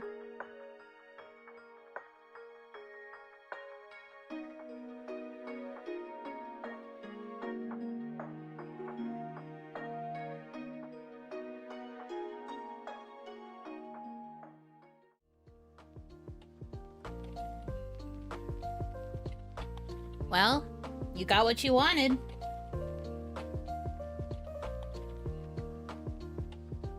Are you happy?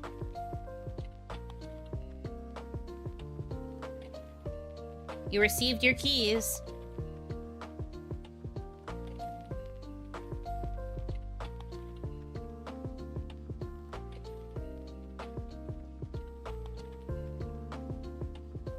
Teleported before you could punt her? Well, that was the exchange.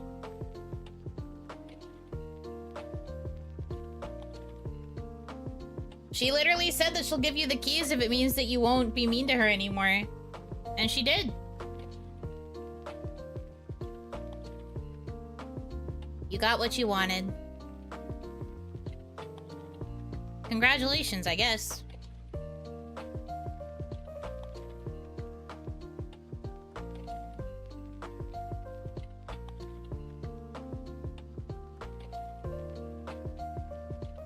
Hold on, I'm trying to set back up.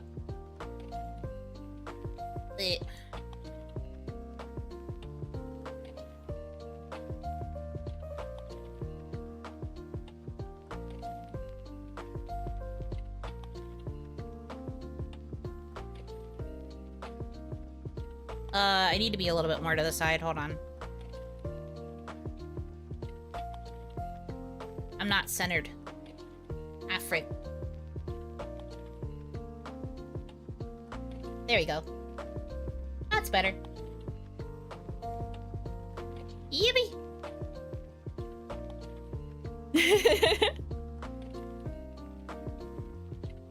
Worst thing I could ever imagine. They're not on screen though? Oh, yeah, of course. My bad. Sorry.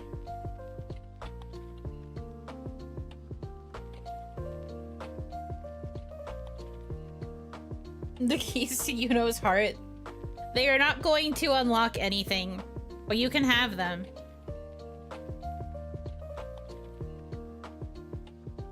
As they say in Onigashima, absolute cinema. So true, man. Absolute cinema indeed. May she finally find peace in her high chair eating spaghetti. That's true. I think she deserves that much.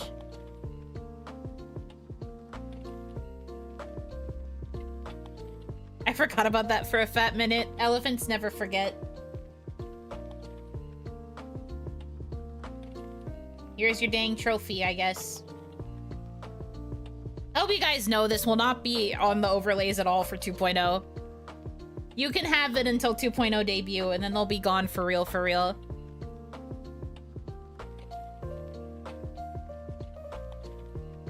Puntable has larger horns than Yuno. It's because of the chibi ratios. Her horns aren't actually larger, but because she's got fat fucking head and a tiny baby body, it just looks bigger.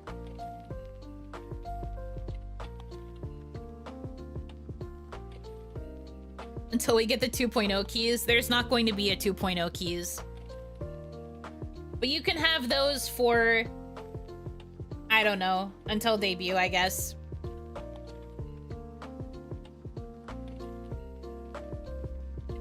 Sure there will be? No, there will not. YouTube can have the keys anyways.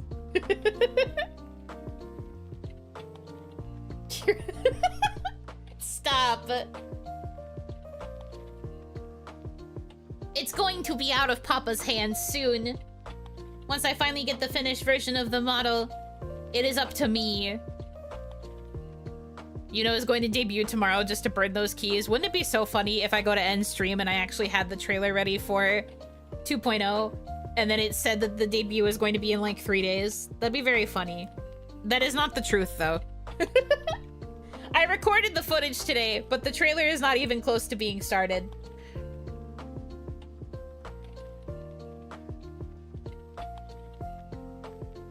But it will be funny. Trailer starts with the keys burning.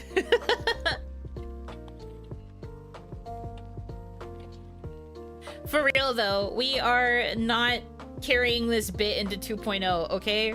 Please. Your stream lagged for me right after you said that and I actually had a heart attack. It would have been so funny. It would have genuinely been so funny. But we're not carrying this bit into 2.0. I strive to bring new jokes every stream. Good. I hope that when 2.0 happens, it's nothing but new jokes. No rehashed material. No recycled goods, okay? Fresh from the joke store. 2.0 trailer is a hand cam of you burning the key asset. I like that you think I would put in that much work. Also, I'm never gonna do a hand cam.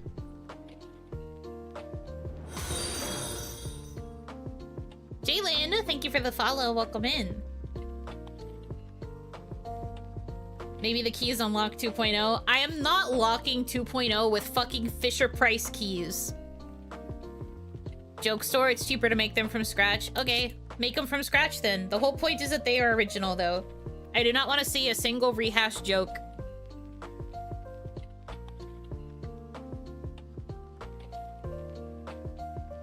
People that don't know would be like, that's some deep imagery.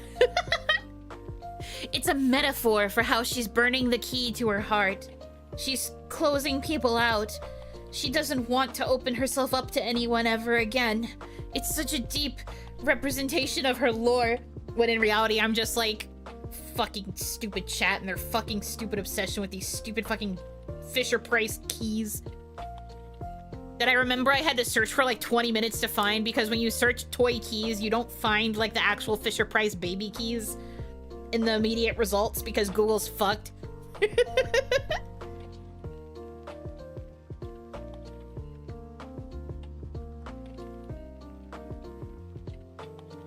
I'm still giving 2.0 a thump up. Thump up is allowed. Thump up and absolute cinema are allowed.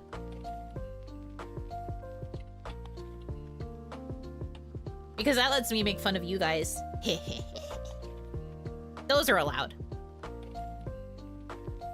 But the old jokes about me? Nah, we need new material. Come on.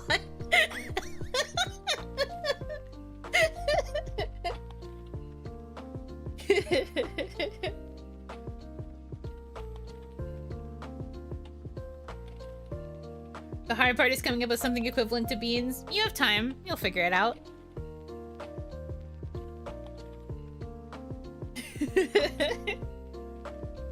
Checkers on her forehead. Oh my god. You're too late. We already had a whole bit where, Kaya made a chessboard on my forehead.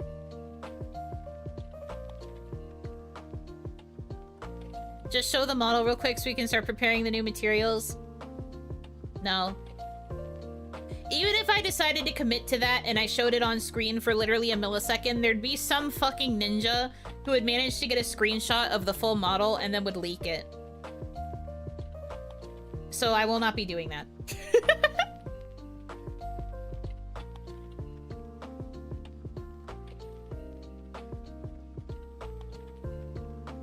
We could play Magic on there too. I mean, if you want, I guess.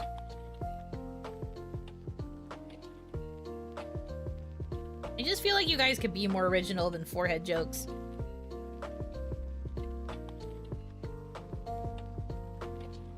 That would be something I could do. That's the thing. I already know. And I wouldn't be able to scrub out the VOD fast enough because I have the freaking, I have the rewind on, so people would be able to, like, go back and grab it. So no, can't do it. She done goofed, have fun. No, I'm being very careful. As I said at the beginning of this stream, there will be no additional crumbs for 2.0. I have leaked all of the crumbs I'm willing to leak. There will be no more. From now on, it is truly just the anticipation. You'd have to kill Puntable's goodbye, too. Yes, that's true. I'm sure you guys would be very sad knowing that Puntable's final message is gone. Patience will be rewarded. Don't worry, you're gonna get, like, plenty once things actually happen. It's just a matter of us getting there. I may have missed updates aside from some from Twitter, but was 2.0 unpushed back? Yes. To make a long story short, because the details are best left to members, but, things have occurred, so now I have the almost final version of the model. I'm waiting for one last thing to be fixed. It's kind of an important thing that needs to be fixed. You might get more details after debut. But, the model is basically done. And I recorded the footage today to prepare for a trailer. I got one other thing that I had been waiting on, finished. So now there are only a handful of things that need to be done for 2.0.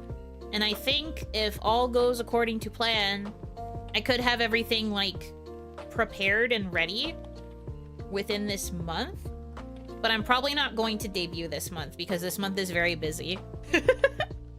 This month is busy with it being the holiday season and with, like, everybody else's events going on right now. So as much as I'd like to debut as soon as possible, I think it's probably smarter if I hold off. But once the trailer goes up, there will be a confirmed debut date. And then we will, have something to look forward to. We'll have a countdown. Yippee! I hope once the trailer is done, I will be able to make it spread. I don't necessarily think it'll go viral. Nothing I really post goes viral. But it would be nice if there could be more eyes put on it and if more people could be interested in checking me out that way. That is my hope.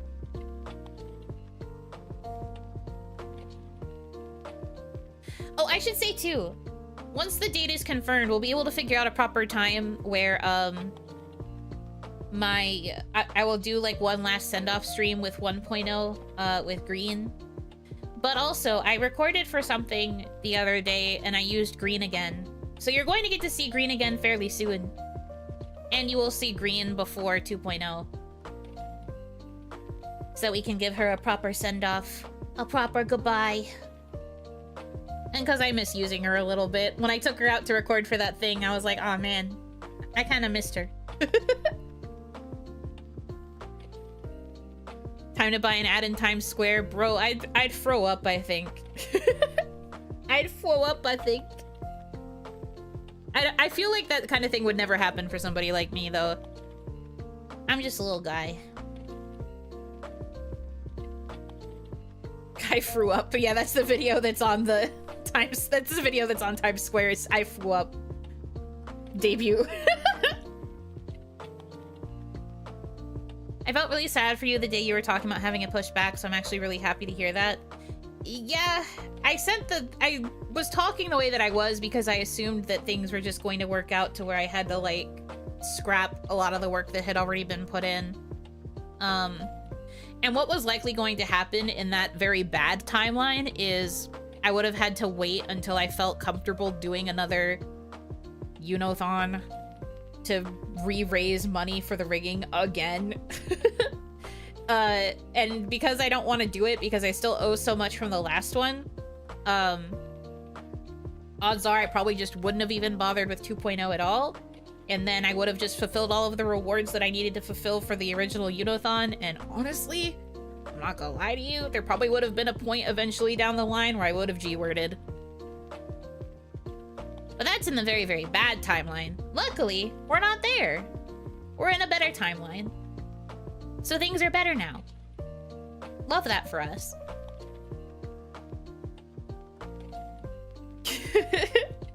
New York, you like women? You like purple.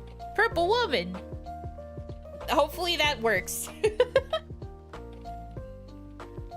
Just arrow pointing to the silhouette like this woman's gonna be purple. Check it out on Undecided Debut Date.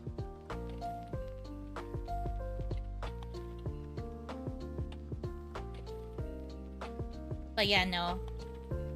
It was really rough going for a little bit there, but luckily things did work out. You've really been through the ringer. Boy. Unfortunately, you don't know the half of it. Members have gotten a lot of the full brunt of what I've been through. This has been a really difficult process. I really don't want to go through shit like this again. So I'm really hoping that when it's time to work on the next outfit, which is ready, mind you.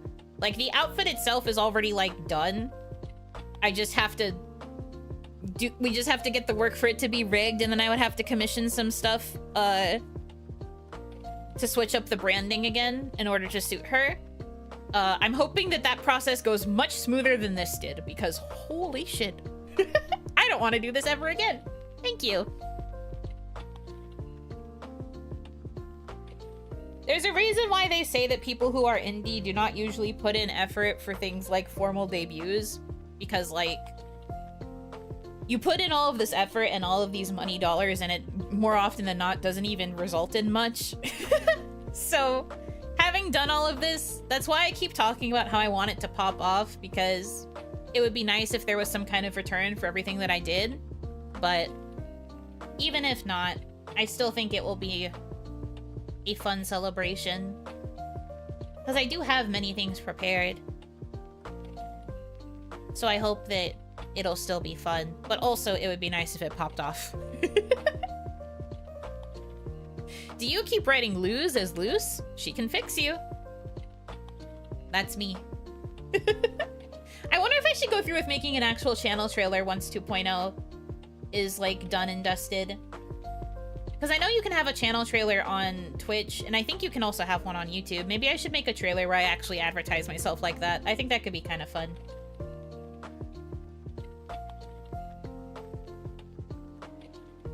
Channel trailer would be cool? Yeah! That would be something that I would do after I have officially debuted, though. So that way I could have the, like, the full voice and the, like, full advertisement YouTuber voice. And I can actually talk about myself and show myself.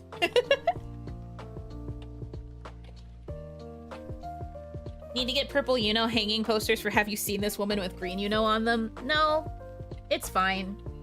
Green woman is just going to be hanging out in the closet forever.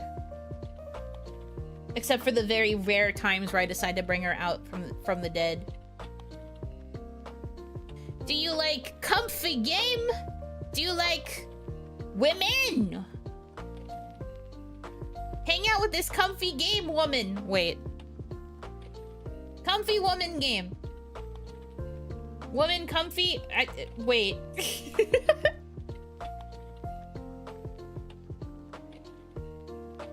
They say the bad experiences help temper ourselves or something. Maybe that's enough tempering for now. Brother, I am so tempered, I am mild. Brother, I am so tempered, I am, like, tepid. I've had enough. No more tempering. I need to boil. I need to cook.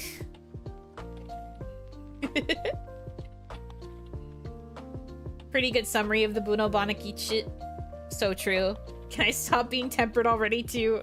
I've been saying this. You heard her. Game this comfy woman. Yeah, whatever that means.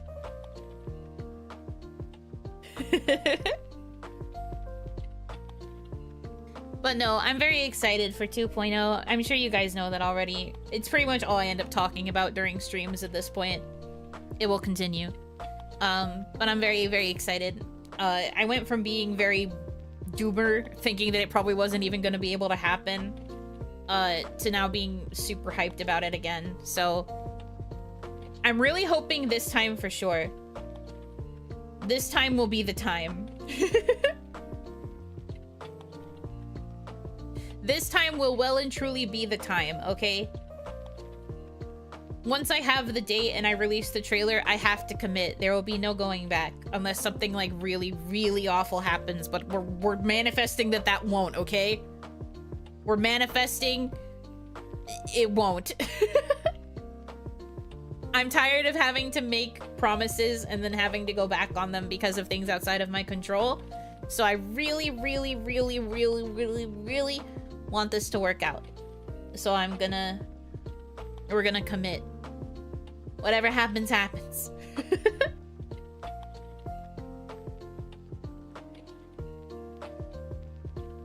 No jinxing? Yeah, no jinxing. Don't say that! That won't happen!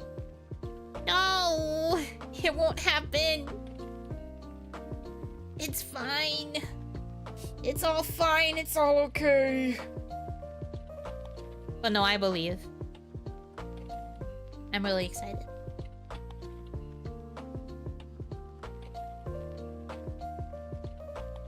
I am optimistic. My spirits are bright.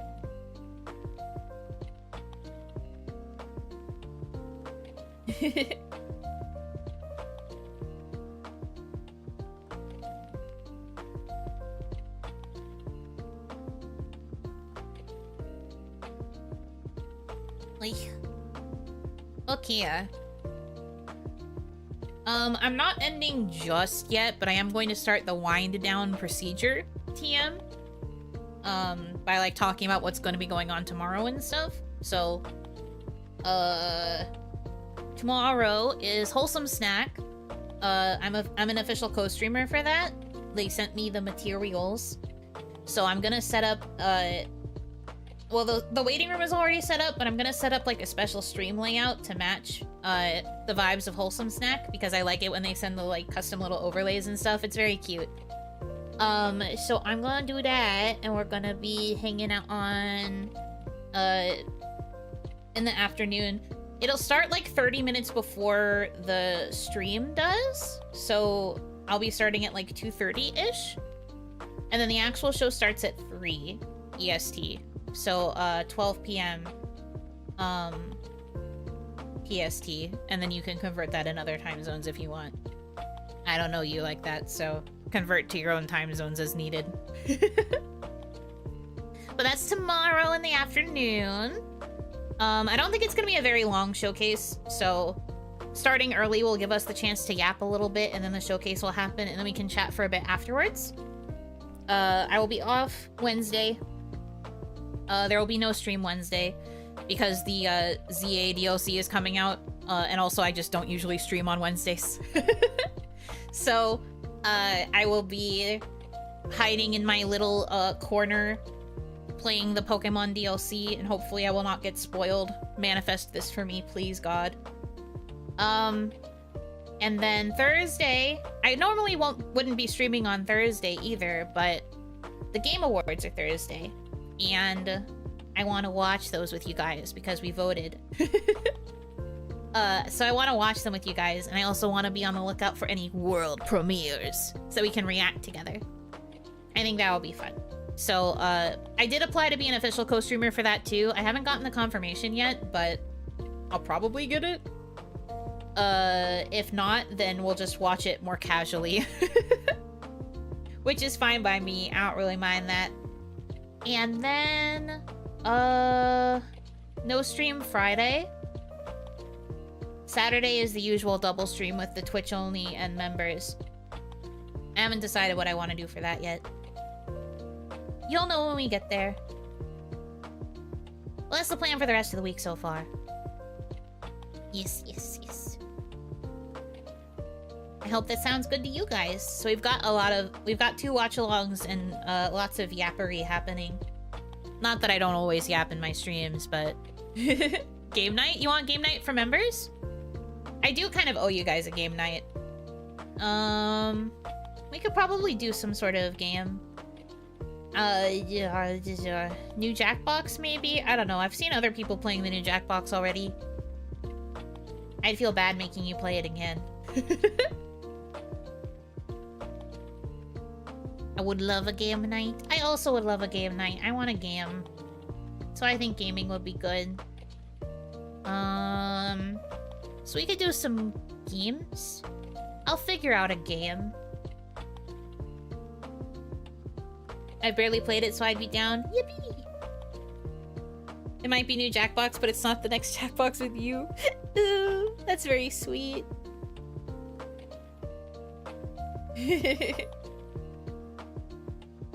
Okay. Then yeah, we'll probably, based on that, it looks like Members is probably going to be a game night with the new Jackbox pack. The new Jackbox. Sounds good to me. The Twitch-only stream, I don't know what it'll be yet. I usually don't know until the day. Because the perk of it being Twitch-only is that I don't necessarily have to care about having a thumbnail. So I just kind of do whatever, or I repeat. So I'll know on the day when I decide to stream. And then, I don't know what to do Sunday either, but that'll be the start of the next week, so I don't have to worry about that yet. But that's kind of how the rest of this week is looking.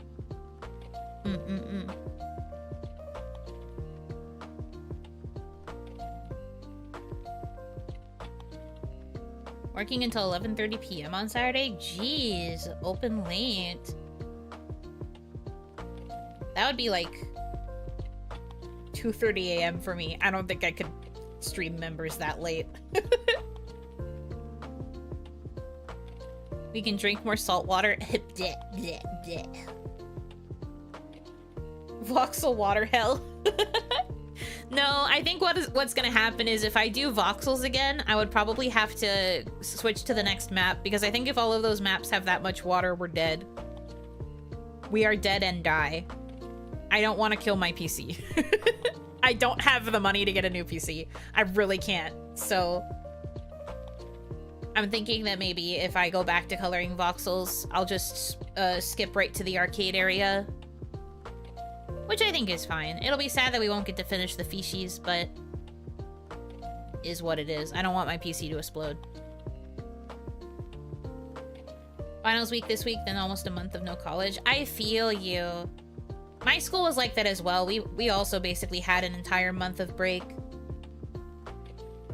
We never had to go back until like the last week of January. Like our holiday would start mid-December and then we wouldn't have to go back until the last week of January, basically. Very long break. When I came back home during break, my friends were always so jealous that I got to have so much time off. Because we started really late too. Our fall semesters would start pretty late. Like Labor Day weekend-ish, like first week of September. And then we'd get like a super long break after. But to be fair, it is an art school. I feel like, not to shit on other majors, but I feel like the way that we worked kind of necessitated longer breaks. Especially in my major, where I was churning out like multi-page papers for every class, like 5 days a week. 4 or 5 days a week. My total portfolio after I left school was insanely big. Not to mention my final thesis. My final really big story. Woof.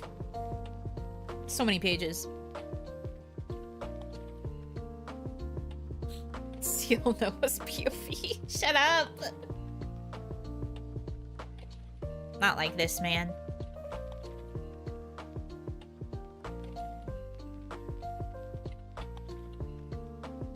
But yeah, that's how the rest of the week's gonna go.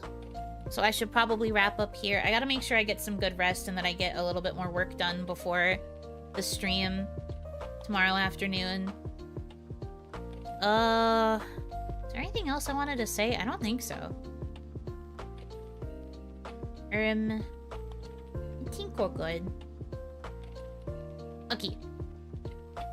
Then that basically does it for me. Oh, thank you, Saribot, for letting me know that the ad break is finishing. I'm glad I set those alerts on. Now I can actually see how often the ads are showing up. But yeah, we're gonna wrap up here. Congrats on getting your keys. Thank you for hanging out with me for another fun and silly OniMon. Yeah. Thank you guys so much for choosing to spend time with me. I hope that you have a good rest of your time zone. And until I see you again, Yunotsu!